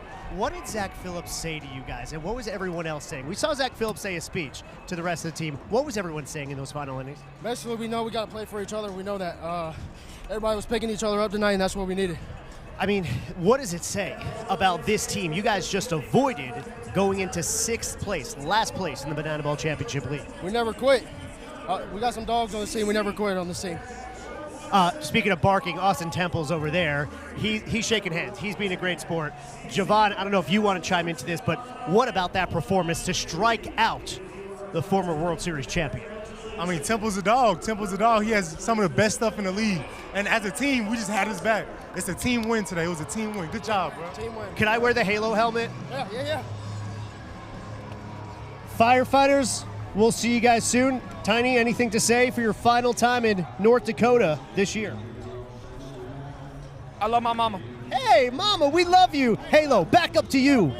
Love you, Dad. Love you, Grandma. Michael Schwartz, I don't know how you have any oxygen left in your lungs. I don't think I can understand at all what just happened or describe to you what just happened with just mere English words. I need another language. I need languages that haven't been described in the history of humanity. But what just happened is the Firefighters just showed you what it means to have grit, what it means to have strength, toughness, and desire. Zach Phillips gathered that team around and told those guys to play for each other, to play for themselves, to play for this brand. And that's exactly what they just did. Darian McDowell, the showman of the game, for great reason. What a game. Look at this, 11-9 runs, 9-11 hits, 7-7 trick plays. And if the Firefighters don't miss one trick play, they might win that game 8-6 without going to showdowns, Cam Stewart. That is what Banana Ball is all about. The chaos, the unexpected, the unruly at times, but it's the best show in sports. It's the best show in entertainment, Cam Stewart. What you have just gotten is the very best that our great game has to offer. I mean, wild stuff. 8 combined runs in the final inning. We go to showdowns. We get a Darian McDowell homer in the 9th. We technically get an inside the park homer in showdowns. Yes, and there were so many twists and turns that led us to this point. One of the critical ones was in the bottom of the 9th. Remember, Joe Lytle is going to 3rd. I think we have the replay right here. So Tyner Hughes steps on 3rd base right there. At that point, Flash the Kid is out. But he stays at 1st base. He's trying to tell Joe to slide. Joe thinks he's telling him hold up. So he goes back to 2nd, gets caught in a rundown, and that gives you 2 away. If that's only 1 away, the Firefighters may very well have not gotten to showdowns. Look at this. Again, Tyner steps on 3rd. At that point, he's out. But Malachi's telling Joe to slide. He gets caught into a rundown. And those are the small things. We talked about it in Banana Ball before. The small things in this sport can lead to massive wins or massive moments missed. And that's a massive moment for the Firefighters, because you can make the case that very much won them this game. You can absolutely make that case. And the little things, back to the bottom of the 8th, you know, the equalizer point, the 2-point swing that was right there, 1 trick play away. The Clowns come back. They nullify that inning. Then we get just all kinds of banana land in the 9th inning. Showdowns. I mean, what more could you ask for the two teams that are battling for that final playoff spot. It is as close a split as you can get. Let's see what we got coming up tomorrow. If you want more banana ball in your life after tonight, good news for you. We have got one of the biggest events in banana ball history in Eugene, Oregon, tomorrow afternoon for the first time on ABC. Yes, that's the American Broadcasting Company. You have a TV, you have ABC, the Bananas and the Party Animals from the University of Oregon. Look, I mean, we're still searching for oxygen. We're still trying to figure out what happened there. But at the end of the day, you have two teams who are very evenly matched, two teams coming off series losses that were desperate looking at that fourth place spot in the BBCL playoff race. And what you got was two terrific games and nothing to separate them. And Cam Stewart, I think both teams can make the point going into this last weekend before we go on a break for 2 weeks that they have a lot to build on. The Clowns, to find a way to fight back after losing in the top of the ninth inning the way you did, 5 runs to none, to find a way to get into showdowns is a critical juncture, and you won on Friday. For the Firefighters, look at how they responded in that 8th and 9th inning. To get to that point, that is a massive feather in the cap, and now they go to Kinnick Stadium next weekend in Iowa City against the Savannah Bananas with a lot of purpose, a lot of poise, and a whole heck of a lot of confidence. Meanwhile, the Clowns, finally you get to see a visiting game for the first time ever. There we go. When y'all head down to Jacksonville, Florida to face those Coconuts of Loco Beach. We will see you there in Jacksonville. For Zach Staten, I'm Cam Stewart. Special thanks to our executive producer, Josh Richardson, our director, Alex Gross, our statistician in the booth with us, Riley Morgan, Chadwick Folkstad, our producer. Of course, Michael Schwartz down on the sideline. Once again, we will see you next week in the greatest show in sports. Flame on!